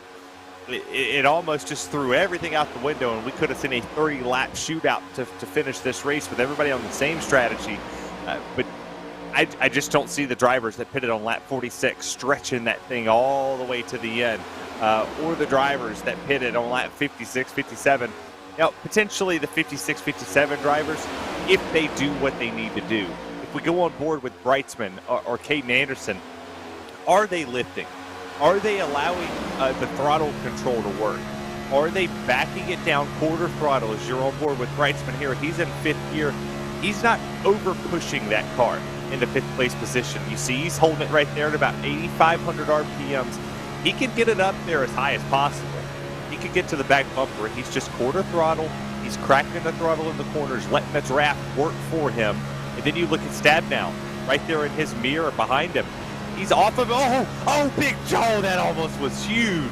There's Pitters. Wow. That was right on board. And you saw everybody just bonsai and miss cars coming down to the pit lane. Why are they taking tires? Oh, trouble in 1 and 2. Leaders are wrecking as BJ Tidrick got pinballed by the 12 car, man. Brian Reynolds. Reynolds is looped in the grass, has a broken tire, no caution. We stay green. It's coming. He's got it. Oh, wow. No caution, he towed it. No caution, he towed it. No caution, y'all, he towed it. And now you have put Breitzman, Stabnow, and West, the LSRTV CRN teammates, up to the front yet again here. Well, I've got to ask a stupid question, and this might be a stupid question across the board. If you're Sean Breitzman, you have one teammate that's won in Dan West Jr. last week. You got another who hasn't won since Kentucky to lock themselves into the Homestead playoff race. Do you let Jeff Stab now take this win? Hey, and by the way, to elaborate on that, Terry, last Monday night, you heard what Dan West Jr. said, and so did Sean Brightsman. We've got another driver we've got to help win. And there goes the assist, too. As Brightsman steps away, Dan West Jr. will now push Jeff Stab now to the top spot. And this was all talked about last Monday night after Dan West Jr. won at Vegas. And obviously, Justin, if you could put all these LSRTV guys, half of them in the Final Four, that's exactly what they want to do strategy-wise. Keep in mind, Jeff Stab now would be one of those more surprising ones since he struggled much of the season before his first victory of the campaign 2 weeks back. Now with the help of Dan West Jr. continuing to line things astern with Troy Daggett, breaking away from everyone else. Yeah, Working he got the win off. Go ahead, Terry. Well, he got the win at Kentucky, and you talked about it last week that Dan West Jr. literally said, we've got to get him a win. They're doing a really good job of managing this race tonight. He certainly said that. We've got to get him a win here. And as they climb into turn number 1, we're approaching also 25 laps to go. Dan West Jr., though, giving a little push there to Jeff Stab now. He don't want to get held up, though. Gonna be the interesting thing. They have ditched Sean Brightsman, keep in mind, and just about everybody else. It's to the point where Russ Lumberg, Cole Raz and company are carrying Sean Brightsman all the way back. Back straightaway trouble. One car is spun on the apron. It's Lake Peterson in the 9. We stay green. He had been bump drafting John Ottenbacher and also wrecked Brian Barnes. Wow. And no caution. No yellow flag. We had 4 cautions in the opening 20 laps. For over 55 laps, we have had solid green flag racing and two segments of green flag pit stops. And I don't think they're done yet. Here comes now Brian Barnes and other cars coming on. Frank Harris to the pit lane. Money stop, Terry. What do you think, bud? They're all out of sequence here. I can't keep up anymore. Oh, and Frank Harris has missed his pit stall big time. Yeah, he overshot it. He has no front tire, and he was completely to the right, and then he went completely to the left. He's all over it, but, I mean, he was involved in the accident. There's nothing he could do there. And now, still no caution. I guess we're throwing them based off of what? Because if that's the case, then the first caution of the night, not criticizing it, but the first caution of the night was crap because they were underneath the yellow line. But we've seen 2 that have been under the yellow line and no caution. So I don't know the merit system of why we're throwing them, but there should have been 2 cautions thrown within the last 2 laps. And now the car is out. Russ Caution in turn Lumberg 3. has gone. He has walled Sean Brightsman down the middle of the straightaway for that wreck. Wow. Caution is out after a lengthy 50-lap green flag run.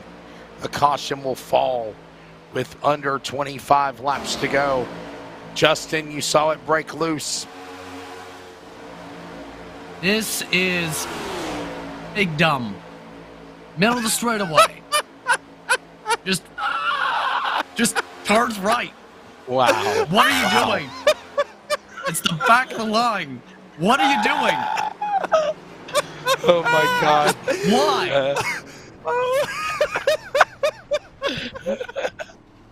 Did you just? That was fantastic. Did you say a big dumb? Did you say big dumb, Justin? Yes, because it is. Because I know the term. Well, it's the perfect term. Because again, it's the middle of the straightaway. You're in the back of a pack. Just, I mean, what are you doing? Oh my. Oh, That wasn't I've a heard it all dum-dum. That was a tonight. big dumb. That wasn't a dum-dum. That was a big dumb. Oh, my goodness. Oh, wow. Well, I mean, and Brightsman, rightfully so. If we could go on board with the 46 real quick in that, because that made zero sense. By the way, the leaders are pitting. The leaders are pitting. But watch this one more time. On board, Sean Brightsman. Big dum-dum ahead. He goes up. We'll see Brightsman go up at some point here. Up, and then just turns. Maybe thinking he was clear. Right. That's the ankles are showing it different here. I'm wondering if basically Lundberg was trying to climb and he didn't realize Brightsman was there, or he thought Brightsman was going to lift. I almost wonder if Lundberg. I almost wonder if they got offline and Lundberg, as soon as he realized what was happening, just tried to move back and he got hooked around the bumper. But at that point, it's like, you're in a 4-car pack. Something has to be given there. You're in a 4-car pack. Just let him go. The big dumb has caused another caution here for the 5th time, and it will allow us to step away for an extended commercial break. We're also at the top of the hour. We'll pause for 10 seconds of radio identification on the Community Radio Network. When we return after a commercial break, it is a wild 22 laps. Overtime hangs in the balance if necessary, and we'll see if anybody has any more big dumbs up their sleeve. Community Radio Network, WCRN 87.9 FM, Clayton, Garner, Raleigh, North Carolina, USA. We are CRN. This is our series, So many different pieces that you have to watch out for. where the stakes are always higher, $300,000. where virtual meets reality, How bad do you want it? They're wasting no time getting at it. where the best thrive and the flawless win. This is the eNASCAR Coca-Cola iRacing Series. Hey, it's broadcast personality Wesley Outlet up topside at one of the great racetracks of the world, the Caraway Speedway. And I'd like to remind you to join us every Wednesday afternoon at 1 p.m. Eastern to 3 p.m. Eastern with coverage of Finish Line, where we talk to everybody from NASCAR to grassroots, like right here at Caraway Speedway. Carolina's Fox Sports Radio affiliates, iHeartRadio, and on the Community Radio Network at 87.5 FM. And remember, thanks to Live Sim Racing Productions, you can actually see the guest panel. Ask their questions. Get interactive with us with comments and so much more in our chat box. Finish Line every Wednesday. Join us every week.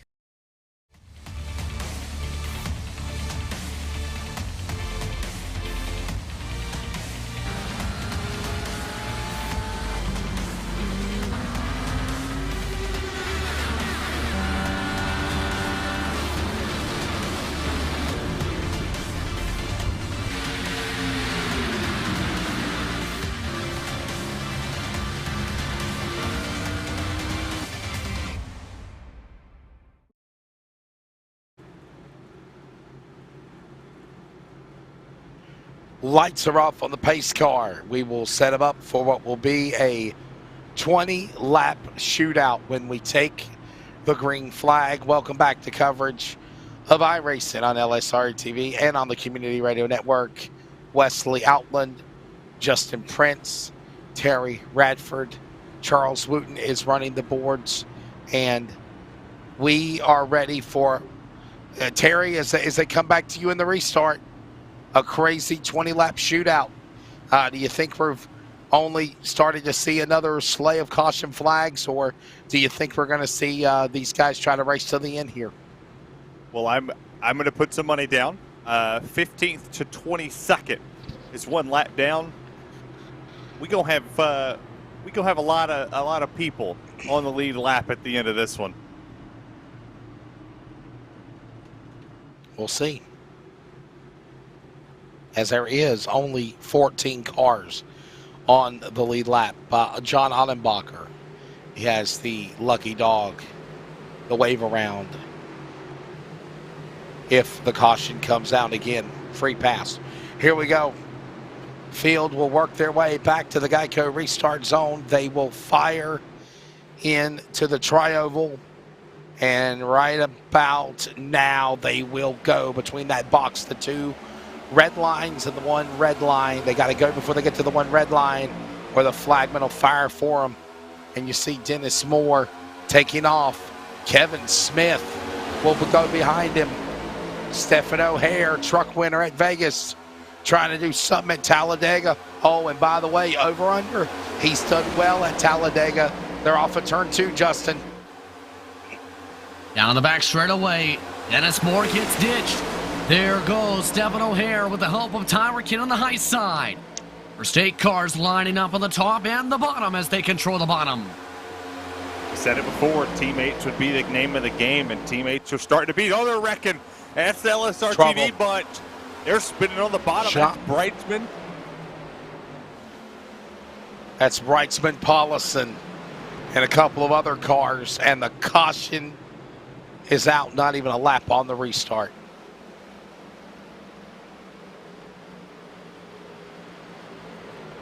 And we now officially have 20 to go.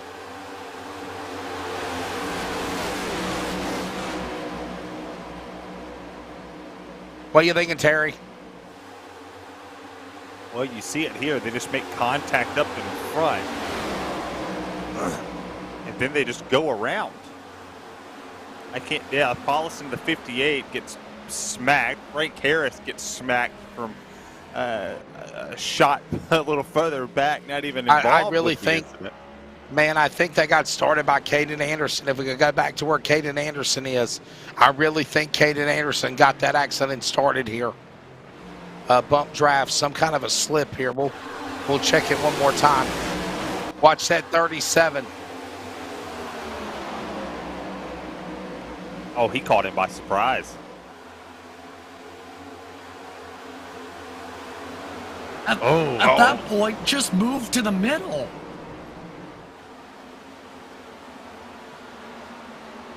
I mean, they might have been just playing duck and goose back there. Clowns to the left of me, jokers to the right. He might have been better to be in the middle there, Justin. Yeah, I understand that, but again, Anderson got the run. He peeled off the bottom, stayed above the yellow line. At that point, big picture, regroup.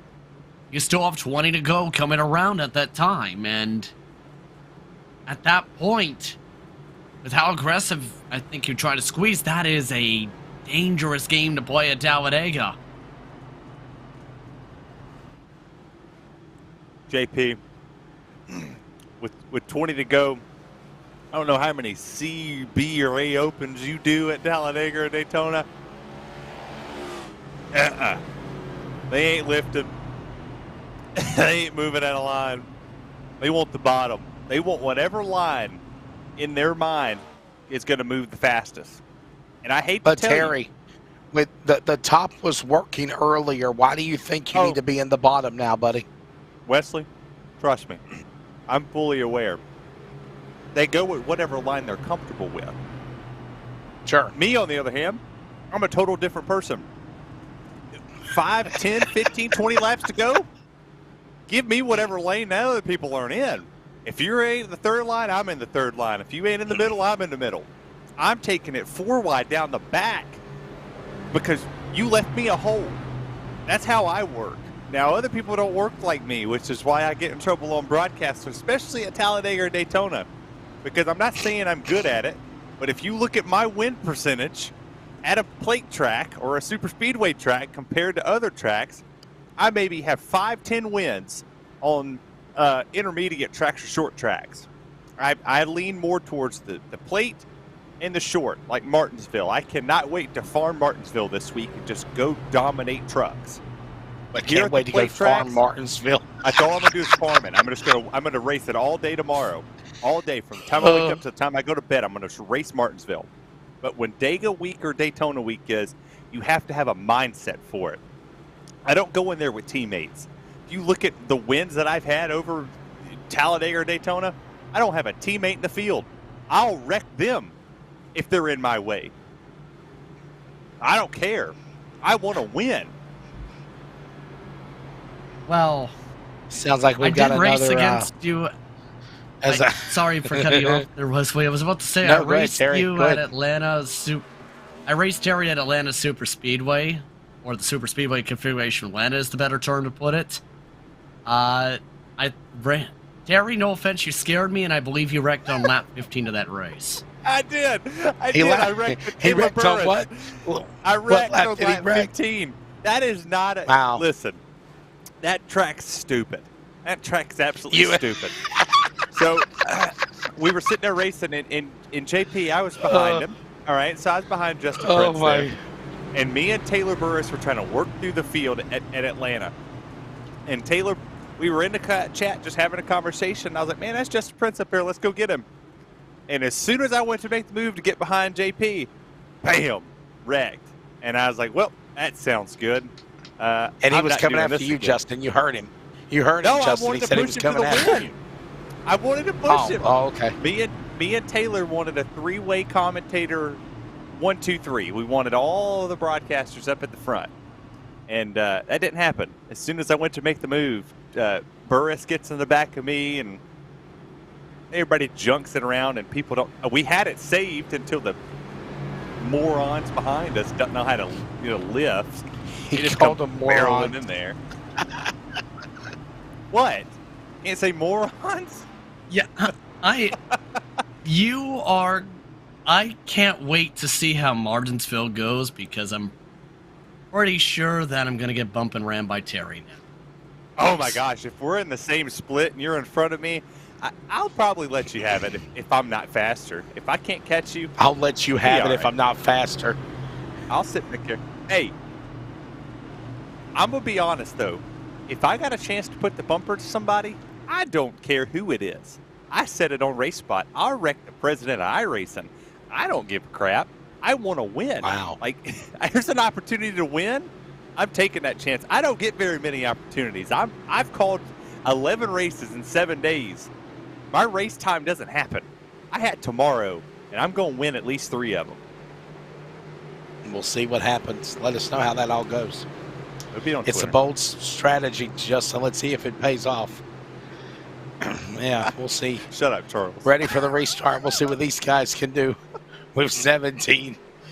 That's why I stay my ass in the booth, okay? 17 laps to go. Green flag back out. Because I would not do well, and then you crash me. Yeah, and then I'd be driving to Savannah. Let's try this again. All right, Justin. Look who's up front. Now it's American Touch-Up at Beaver State, representing off 2. Chris Camary trying to push drivers in the heart of the pack in the bottom line. Tyler King getting the run down the back straightaway. Talladega giving some space. Brett Johnson pulls back from 5th in line. 2x2 into 3. And they still go 2x2. You see the 7 there. He tries to go in the middle. Johnson tries to make that work, but it's not going to work there. And you see drivers shuffling from the top to the bottom, trying to find a hole in this pack. It's go time now. 16 to go. I got to say something, and I swear I'm not trying to jinx him, but give some love to my buddy in the back in the top 15, 14th, BJ Duvall. Look at what he's doing. He's on the lead lap. He's on the lead lap. He is right there in that pack, Justin. Right now, I think it's safe to say Outlaw Boss trying to watch to see what happens with 3 wide in front of him. Big checkup. Kevin Smith slams on the brakes. Chris Camary slams the back into Smith. Checks up the bottom line. 4th car on back. And if you're right here in this position, you're BJ Tendrick, you're Duvall, you're one of these drivers that's kind of just sitting in the back of this field right here, stay there. Just stay there until 2 to go. I promise you they're either going to wreck it or you're going to have a wide open lane up the middle or up the high side to take a run. Just be patient as you see Lake Peterson having issues again. Yeah, Lake Peterson, by the way, not in the championship 4 yet. He told me Talladega was going to be wild and rough. 15 to go. Look at this. Now they're becoming unorganized. Down the back straightaway. Justin Prince, they're even dropping below the bottom of the apron. Something's wrong with Kevin Smith. He checks up hard in the heart of the pack. 3 wide in through 3. Everybody trying to race like it's the last lap. Well, with 15 to go, it's pretty darn close to that Whoa. last lap. My Alabama math doesn't deceive me. I see a 1 in front of a 5. It's either 1 or 5 to go. I can't count to 15. But I'm telling you, they're ready to go. And the rest of this field, they're 3 wide for the lead, boys. At least you see that. At least you see that going back off into the corner. 3. And Raz is back up there now. So much big dumb right now. Down the back straightaway. Big run, Tyra King driven around like he's standing still. Super Friends trying to block. Cole Raz from Lucky Dog to the lead. Jeff Stabnow to the point with West Jr. That Those was are the teammates. ballsiest move I have ever seen. Stabnow went from 3rd on the outside lane to right in front of Dan West Jr. to take the lead. It's 1-2 LSRCRN, and then O'Hare, Moore right behind him. What's those lyrics? 2 trailer park girls go around the outside. That's it. That's what I just did. Down in a 1 and 2, the leader's still trying to rumble. See if anybody can make it to the line with a clean race car. Troy Daggett trying to peek his way. Top 5 staying single file. Camary building up a run. No peek outs this time. Cole Raz, the first one on the outside line, all the way back in 9th. Guess who's in 8th? BJ Duvall. I'm so happy for him. Justin Prince is here to save us. As BJ Duvall, he goes to that outside lane. He's going to try to get help with Cole Raz, but Cole Raz gets back in the lead lap. He's going to work with Caden Anderson. Big block down there on the 23 machine, and he makes it stick. We're still racing 3x3. Yeah, man, I got to give some mad props. I'm happy for my buddy there. Doing well. And by the way, Toby Ritter's a lap down, but he's right there racing with these guys too, trying to make something happen. 12 laps to go. Organized, unorganized, chaos, mayhem. This is Talladega. Terry Radford, this is the type of racing that will make you lose your voice.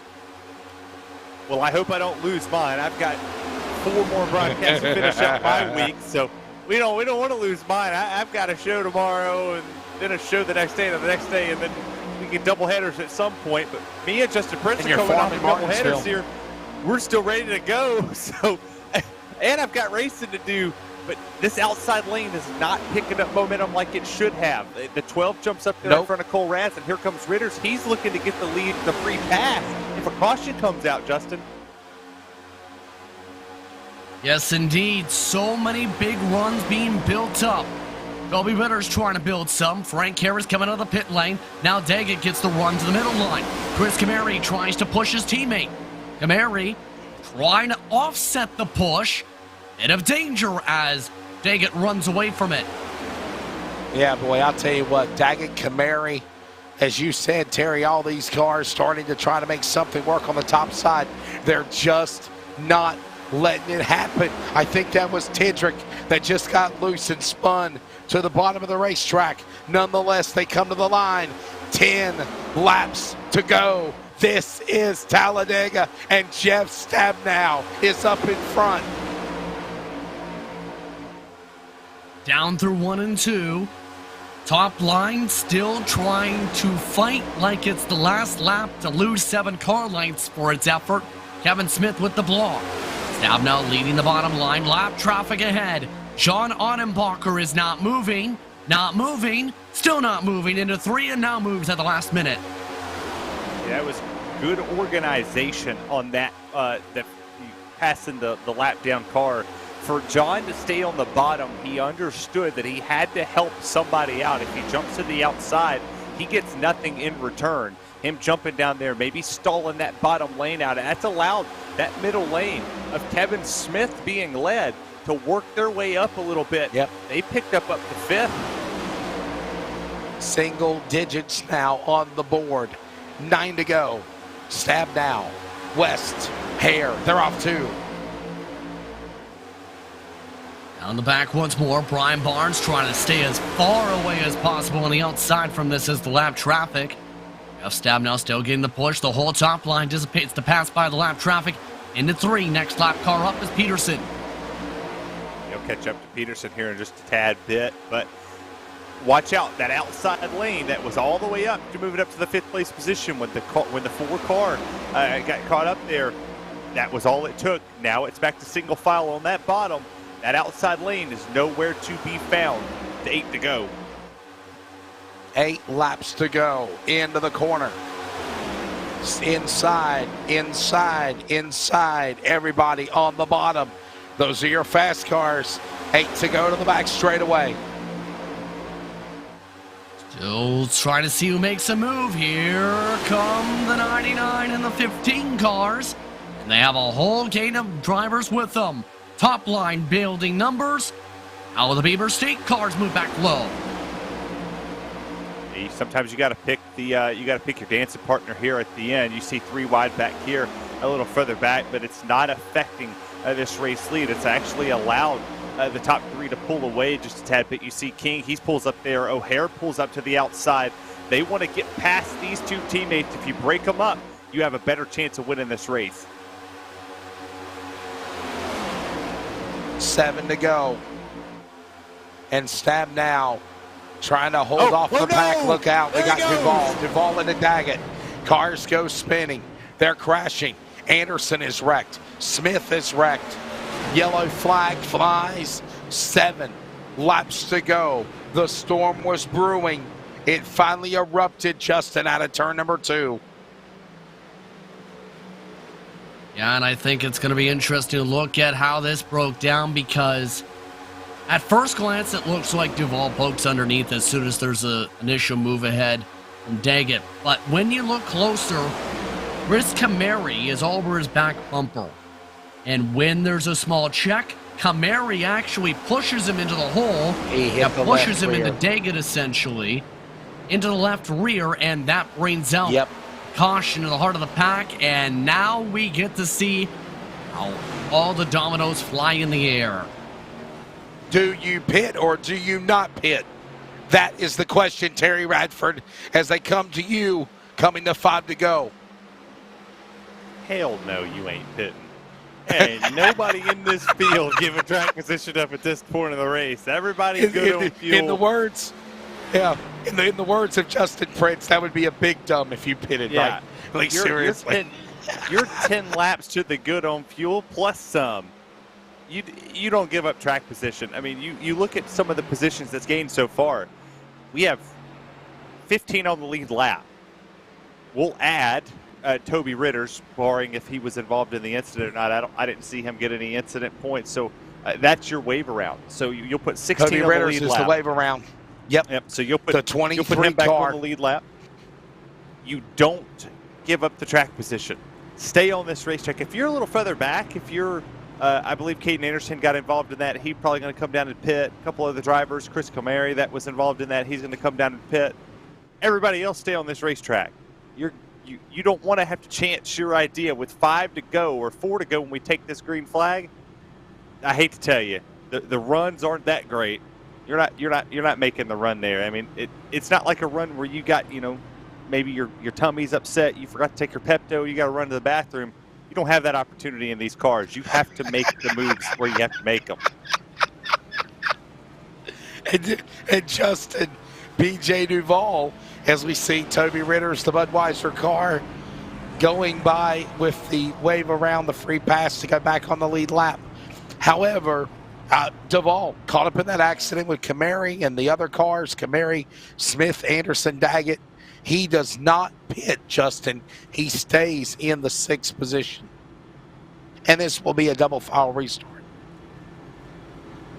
In the words of Terry Radford, hell no, you're not pitting at this point with the track position once again. And guess what? Duvall has the track position.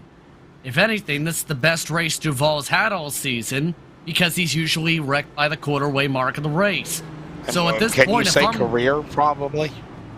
Like, seriously, yeah. There is an argument that you can say he's had a top 5, Give him credit. Yeah, He came Bristol from on dirt. Nashville. Yeah.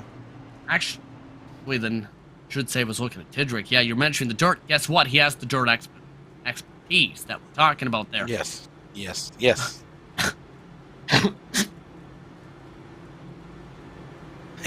Pardon me there. The point I'm being is, there's a great chance to play spoiler here if you're Duval, if you're Tyler King, if you're Dennis Moore, if you're many of these drivers.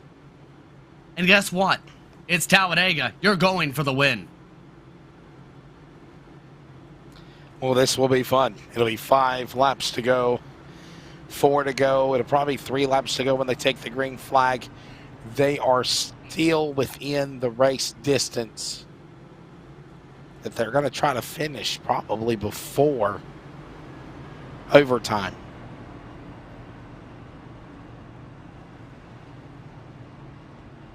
Understanding the lights are going out on the pace car this time by is what we're being informed. So it will be a 3-lap shootout. And again, Terry, they're still in the same scheduled distance of the race here. I mean, yeah, it'll be authentic for the green-white checker to happen. What could potentially bring the caution out to put us into a green-white checkered attempt? Unless they take the white flag. They take the white flag in the regular distance, it's over. Yep. I think it's going to happen on the restart. And I'll tell you why. Either Dan West Jr. or Jeff Stabnow is going to have to lift because they want to work together. Teammates they're not going to leave each other. So, honestly, if I was Jeff Stabnow as the race leader, I'm taking the outside lane. I'm getting the jump. I'm pulling down in front of the 55. But instead, you see what now has happened. Jeff takes the bottom. Dan West Jr. is on the outside. So now Jeff Stabnow has to get a massive run with enough of a clearance between himself and Stephen O'Hare to let Dan West Jr. in if they want to have any opportunity of working together. So that checkup's going to start there. We've seen a checkup cause a wreck early. I think that's going to be the one that does it because nobody's lifting behind them. Justin, what do you think? Honestly, I think it's going to come down to who gets the best push to come around the final straightaway. I've seen it a few times here at this track where the tandem's huge. Someone tandems up at the right moment, it can absolutely change the course of this race. But keep in mind, many of those chances are going to be running out of time here. And can I add also, Justin, that you if you're the front cars, you don't want to get that big of a lead on the restart because the back cars are going to suck you in on the draft. It's just a given. You got to hit this restart. Maybe want to have the best restart ever tonight. You've got Dan West Jr. He's going to Homestead. Winner last week at Vegas. Jeff Stabnow, winner at Kentucky to advance to the round of 8. Trying to get into the championship 4 championship after what has been a dismal couple of years for the driver out of Billings, Montana. Green flag, and that's exactly what they needed to do. 3 to go. Good start, side by side. As soon as he can, get that 41 away from the 55. And Dan West Jr. has got to go back down there and help block for his driver, friend Stabnow, Justin, off 2. No one willing to take a 3 wide yet. Big push from O'Hare to the back end of Stabnow. Even going into 3 and 4 with West Jr. You get the 3-4 on the outside of Moore, pushing Dan West Jr. Nobody's willing to lift. Nobody's willing to check up. Teammates are separated. So if you're Stephen O'Hare right now, you have to think, I've got him separated. Now's my chance. But now he knows that nobody to the outside is going to jump out with him either. To the line, 2 to go. Less than 6 miles per record in the back. Trouble in turn 1.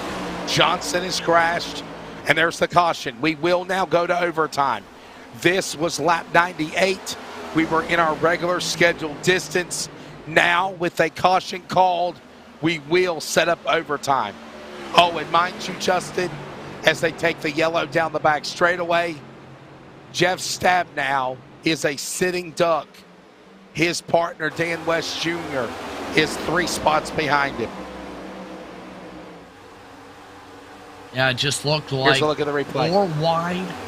Yeah, 4 wide. Him gets spooked.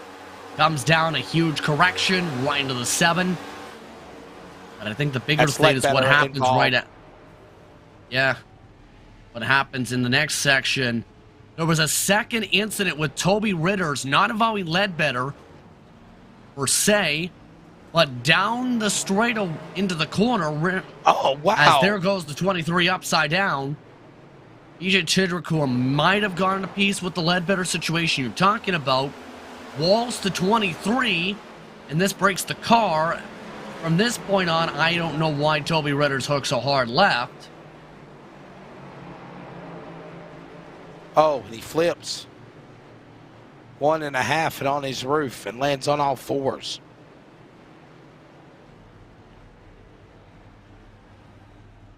Thought we'd seen it all today.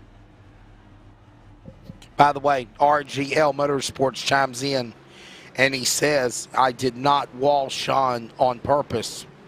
I dropped below the yellow line and got a little loose, and Sean was just too close. That was in regards, Justin, of your big dump quotation of the race. Still, the incident should not have happened, but I will say this. This is now a green-white checkered situation. I think we have some more candidates for that freezing that could come up if you don't play this right.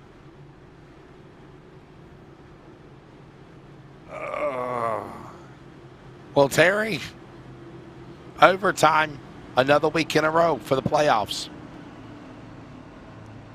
Yeah, and this one's going to be even crazier. I mean, you got teammates sitting right here, all in these positions. Caden Anderson's back in 11th.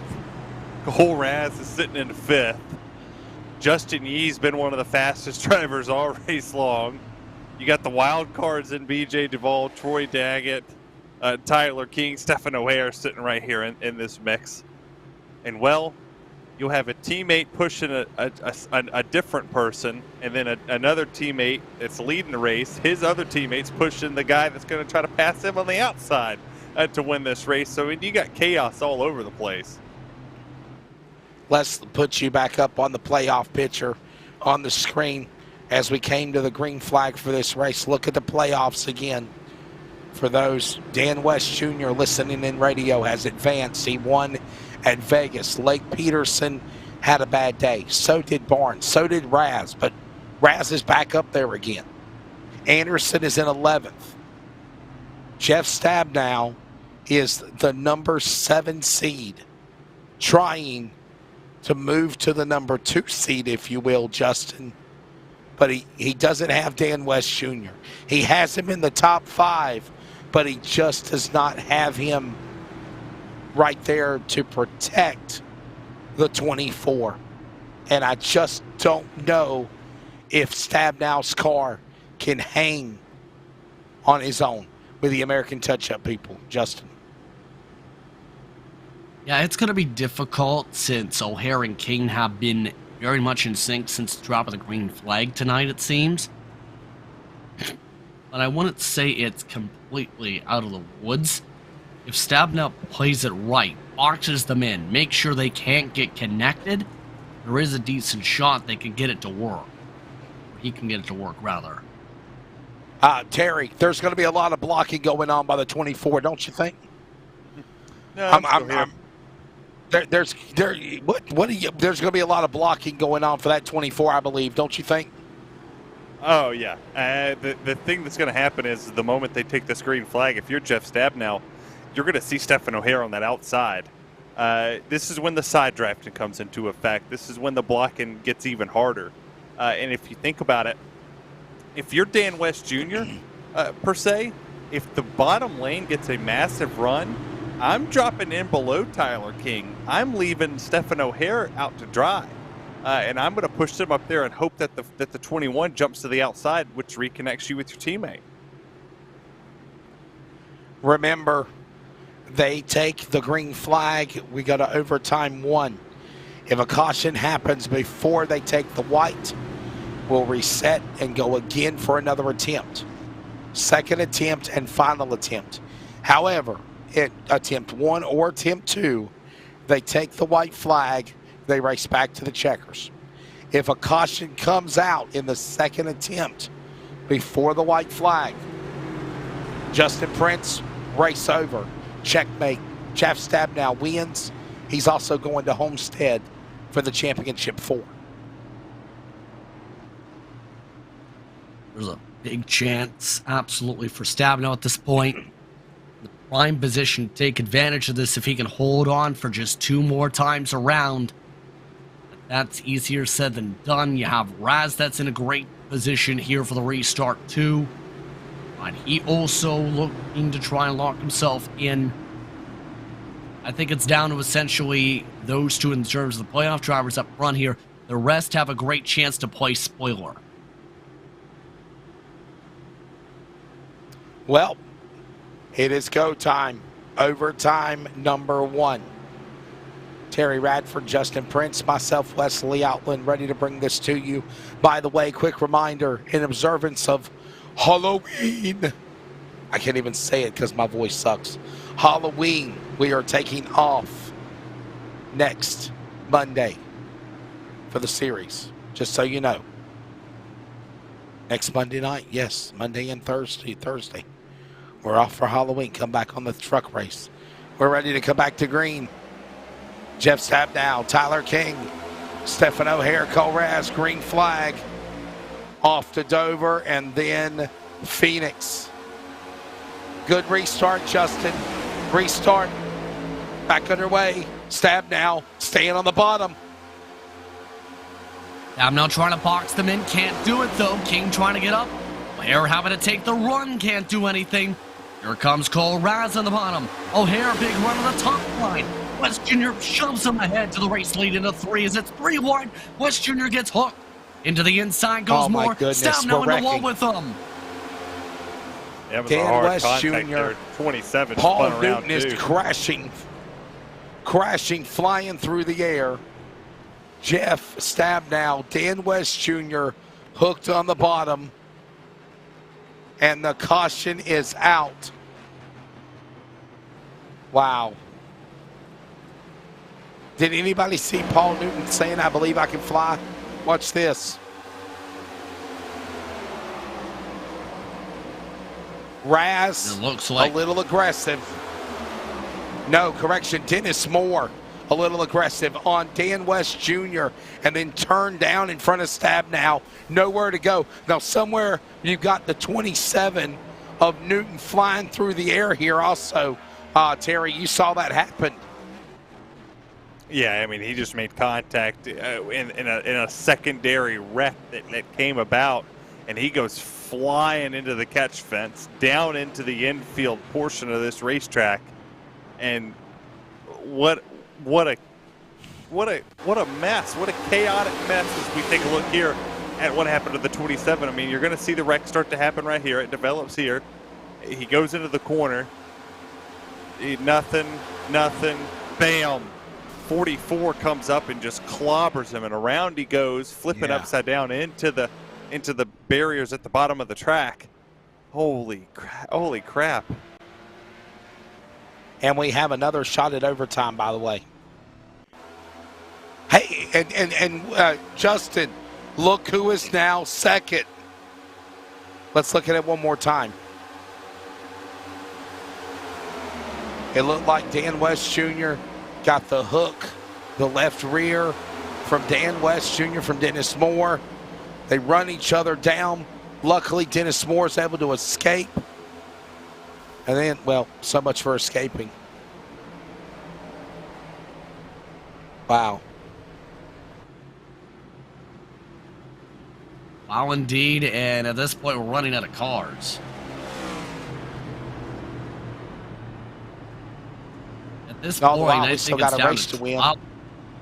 Yeah, it's down to That's 12 right. drivers who have a realistic chance here. If that, I think some of the drivers in the lead lap still have to serve penalties, but wow, this is making a turn. And by the way, here's something also to think about, guys. No drivers in the top 10, top 12 for that matter, are playoff contenders in the finish of this race. Well, listen, I know Cole Raz has the proverbial, spoiler to show he's a playoff car, but he is not in the championship 8. The closest driver would be Caden Anderson, and he's in 9th, Terry. Yeah, I mean, this is definitely fallen to the predictable-ish Talladega races. I mean, it kind of reminds me of when David Reagan went to Victory Lane in the Front Row Motorsports machine years ago here, where there was very little cars on the racetrack, and we're in the same boat as I do believe potentially that Dan West Jr., Jeff Stabnow took their fast repair on this pit stop, so they're sitting 13th and 14th right now. So they're still on the lead lap. So we have 14 viable cars. Can they be rocket ships coming to the front, Terry? Can they be rocket ships coming to the front? Potentially. I see a final lap ticker here. Was there only one green white checker? Yeah, that don't make any sense. That'll make no sense. We should have another attempt at overtime. Are they calling the race? That's We're the case. supposed to have a second O'Hare green won one. this race. Are they calling this race? No. I don't. No, they're not. I don't know what's going on with the ticker, but there is another attempt at a green-white checker here. With 2 laps to go, if I'm Stabnow and West Jr., you better go where they're not. And where they're not going to be is that 3rd lane. And you're going to have to go fast. 2 attempts at a green-white checker last Monday night at Vegas. And again, Dan West Jr. won that race. The race finished under yellow. So here's the deal. We had a caution within the regular race distance. We had an attempt at an overtime, regular overtime. Then we had overtime 1. Now we settle in for overtime 2. Justin, what do you think? Wreckers, checkers. Can we see Stabnow and West hook up and run back to the front? Do they got enough time? I don't think so unless there's a big incident at this point, to be quite frank. And even then, they're going to have to hope that they pick the lines exact. I think it's down to anybody who's inside the top 8 realistically at this rate. And how about it for B.J. Duval? Terry Radford, B.J. Duval, the one-thumb wonder, has got a chance to win this race at Talladega. What a story it would be. I mean, he's going to need Stephen Paulison to give him the shove of his life, because Cole Raz, at the bottom, he wants to win this thing. He's going to shoot the 41 3 wide. Let's see what the 85's got there on that outside lane. Overtime attempt number 2 for all the marbles here at Talladega. All drivers in the top 9, 8 are non-playoff contenders. Ready to settle it here. Who will it be? It is O'Hare, Duval, front row, green flag, overtime. Talladega, we're back to it again. This is it. Turn 1, O'Hare, push by Raz. Duval hung up on the outside. They're in turn number 1. This might be the final lap of the race also, Justin. This could play out intriguingly, to say the very least, down the back. Raz not backing off O'Hare, making his way down the straightaway. Big lift coming from Justin Yee. Duval gets a bad push heading to the 3 from Paulison. Look at Stabnow. Oh, they're about to wreck. Oh, no. Oh, they wrecked. Oh, they're crashing. Big wreck. They never took the white flag, and now Duval got turned by Yee. They're coming to the line. This might be for the checkered flag. Stephen O'Hare comes out of turn 4, winner at Vegas in the trucks, and now wins here at Talladega in a wild finish. Oh, my. Stephen O'Hare, 2 straight wins, counting the Northwest banner of Cup and Truck. Unbelievable, Terry Radford. I don't think I've ever seen a race end like this. You saw a massive wreck, and then another massive wreck followed it. I cannot believe what I've just seen. Stephen O'Hare has won this race. Daytona Cup winner. Cole Raz, second. And there is the 24 of Jeff Stabnow. His car littered and destroyed. And Terry, before all hell broke loose over there in turn 3 where you were, Stabnow was gunning it. He was going for that lane that you said nobody was at. And then they swallowed him up and took him out. He took my advice. No other way to describe that. They cut. They literally. Yep.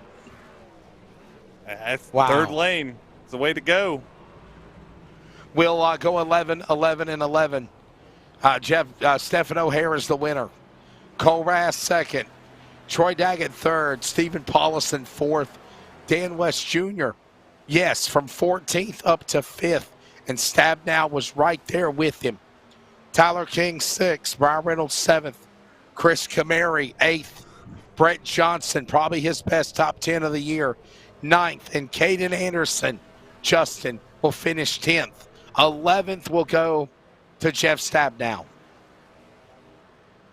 All spot goes to BJ Duvall amongst the drivers who didn't finish as part of the craziness. Justin Yee, Tyler Kim, also in the same boat. Ryan Barnes 2 laps down to 15th. Then Dennis Moore in 16th.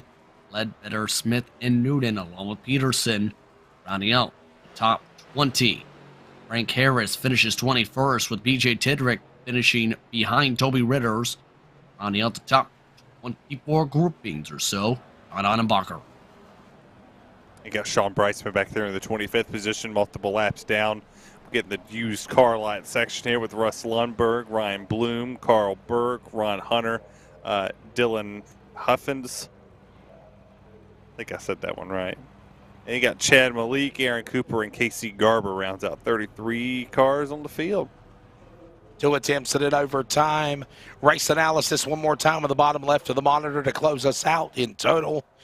There it is. 8 cautions, 24 caution laps, lead changes, 27.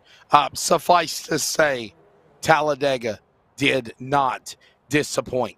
Coming up, finish line, post-race wrap-up.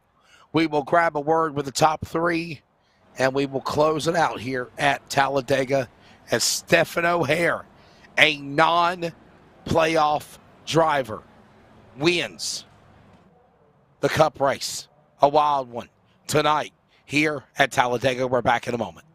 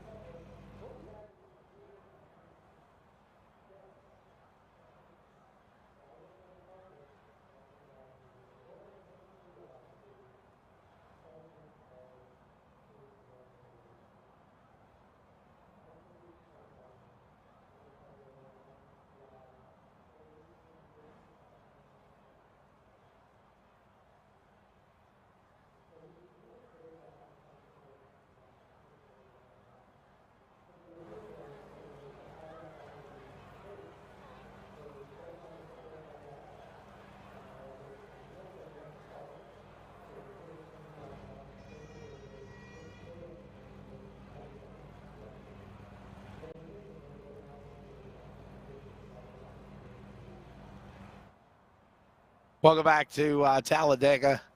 We are going to have a very fast wrap-up show, so this is what it will do. I'll grab the winner. Terry, you grab third place. Justin, you grab second. Make it very fast so we can get out of here in a very crazy race here at Talladega. And I believe Terry has caught Troy Daggett, the 99, who finished third. Troy D, 26 positions up, man. It's a pretty good run. What'd you have to do to win this thing? Just started in the back, just hopefully avoid some wrecks. Then once we worked our way up front in the middle of the race, just tried to stay up front best we could. We had a really fast machine, and the 99 was always missing trouble. I think he said we have next week off, and then we come back to Dover. Can you conquer the concrete? Most not likely not. I know my chance was going to be get top 3 would be at Talladega or in Daytona this year. I like the honesty. Let's thank their sponsors here this afternoon, and I'll talk to you again, hopefully in Dover. Yep, hopefully.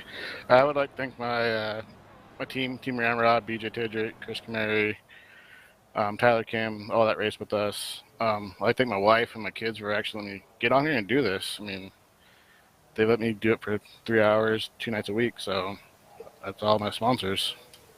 Well, we appreciate it, Troy, and hopefully you have a good rest of the ending of the season. And JP, you got that 10 machine of Cole Raz. Cole, the race came down to the time limit for the first time in a long while. How would you describe the final lap bonanza to the stripe, where it seemed everything started to explode around everyone? It was definitely pretty crazy. I wasn't totally sure we were going to go back green at all. But then we came around after the first completed lap, and I don't know, just couldn't time it right. So, I'm happy to salvage a second place finish. Made a lot of mistakes today, getting on pit road, and then got turned around early in the race. So I'm pretty happy to come home second at a pretty wild one. Not able to lock up the spot yet for the championship 4, but this does get you inside top 4 overall in the points. In fact, the highest driver not locked in currently. Now with how things could play out for Dover, your thoughts on your confidence heading to the final 2 races of the round? I'd say it's kind of hit and miss for me at Dover. I know I'm going to rely on Lake Peterson heavily for that place because that's one of his strongest racetracks. So we'll see what we can do there and just try and get a good finish. And, if we're in a position to fight for a win. But, if we can make it to that Final 4 in Homestead, that's my bread and butter kind of racetrack. So I'm really hoping we can get there. Anyone you want to thank for this run tonight? Yeah, big thank you to LSRTV for staying up this late for that disastrous race. Big thank you to the Master Ranch, Wells Johnson, Go Race Engines, Ernest Performance, everybody that helps us out on the real side of racing. So, again, anybody that's still awake and watching this, thank you for tuning in. Not holding back any punches there. Congratulations on the second. It's Cole Raz finishing in second as he sprints to the exit. Stephen O'Hare sprints into victory lane tonight with Wesley. Yeah, Stephen O'Hare, by the way, picking up a win at Vegas the other night in the truck race. And I was looking at stats, and I said, Vegas, Auto Club, Talladega. Holy cow. He's got a shot. Stephen, you proved it. You win. And you're not a playoff driver in the Cup Series, but you literally proved why these drivers that do not have a shot to race with a championship literally are contenders no matter what, race in, race out. Congratulations to you. Thank you. Yeah. Thanks to you guys for staying up. The end of that race got pretty wild, and I think it was confusing for everybody. But to park the American Touch-Up Mustang back in victory lane at Talladega is a lot of fun. At Beaver State Racing, we're on a streak right now. Feels really great. We just came out here to have some fun. I think we had the race-winning strategy. We had fast cars towards the end of the race with the cautions. Strategy kind of got thrown out the window. So glad to still get a park in victory lane. Was the mindset, excuse me, my voice has been last couple of days. Was the mindset in conference with you and your team to literally try to be in a pack, race with each other? But then as the race got to the end, obviously when Moore and the LSRTV bunch got crashed out, did you finally say, oh man, I'm in trouble here now because I'm kind of a sitting duck by myself? Yeah. Like I said, we Beaver State boys were pretty quick. We were working really well. But that last caution, whenever I was a sitting duck, and I think probably, my only saving grace was everybody was just as confused as I was. So we had just enough to hold off Cole there. Hey, final question, and I'll segue this to your sponsors as well.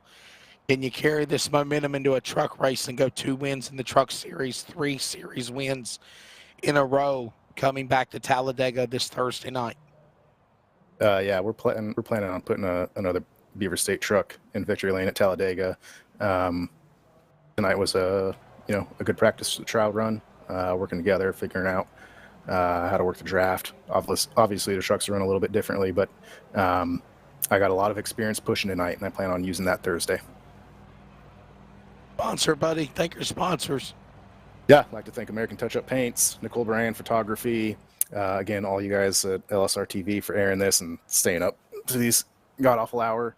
And then everybody with the Northwest Racing Series, Jeff Stabnow, Sean Breitzman for all the work and effort and time that they put into this, and money. And then certainly Beaver State Racing, and for Thursday, the More Speed Setups.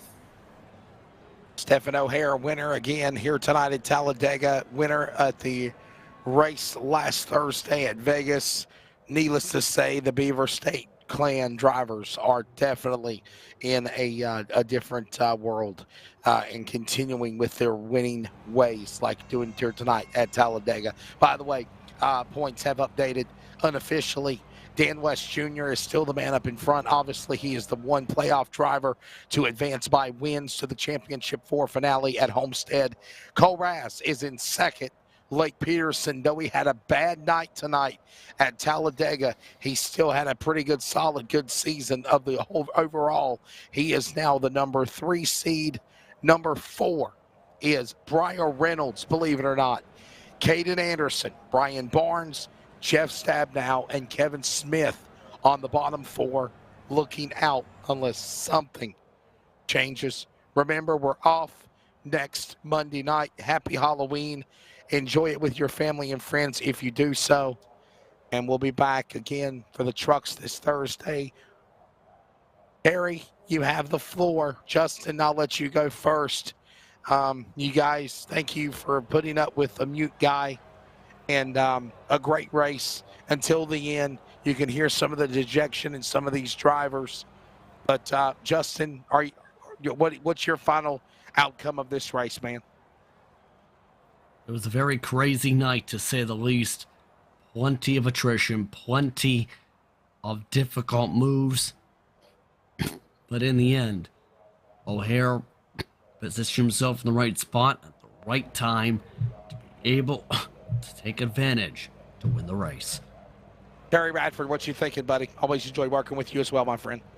Well, this race had to be better than the Monday Night Football goose egg that was laid down with the Bears winning 33-14 over the falling on their face Patriots. A good race all the way around. Turned into a crapshoot like they always do at Talladega. No harm, no foul. We'll take a week off from this. I got my Halloween party for RSR next Monday. I'll be in full costume, of course. And then we'll come back to Dover and call a great one. But Wesley, we got one more race at Dega this week between me and you for the truck series. So yeah we got to ramp it up. Yeah, hopefully my voice will be back at least talking ability. I did the best I could tonight, guys. Thank you so much for y'all carrying me. Thank you for Jeff and Charles for at least letting me be able to work this race, because last night I was bad. I couldn't even talk. You could ask Terry and Justin or Charles, our producer. But today I'm at least able to be heard and get words out. So hopefully you're able to put up with me. Justin, so glad that you didn't lose your voice box and you were able to get back talking again. Hope you get to feeling better, and I hope everybody enjoys the rest of your week. But yes, like Terry said, we've got the trucks at Talladega on Thursday. Remember, Northwest Cup off for Halloween next Monday, October 31st. Be good to one another. Thank you for tuning in. Thank you for listening. Thank you for watching. Archives will be posted in a minute for Rocket Media, live sim race and iRacing coverage with Charles Wooten and Jeff Stabnow. For Justin Prince, Terry Radford, I'm Wesley Outland. Congratulations again to Stephen O'Hare. He picks up now his second back-to-back win of the Northwest and a winner tonight for the Cup cars at Talladega.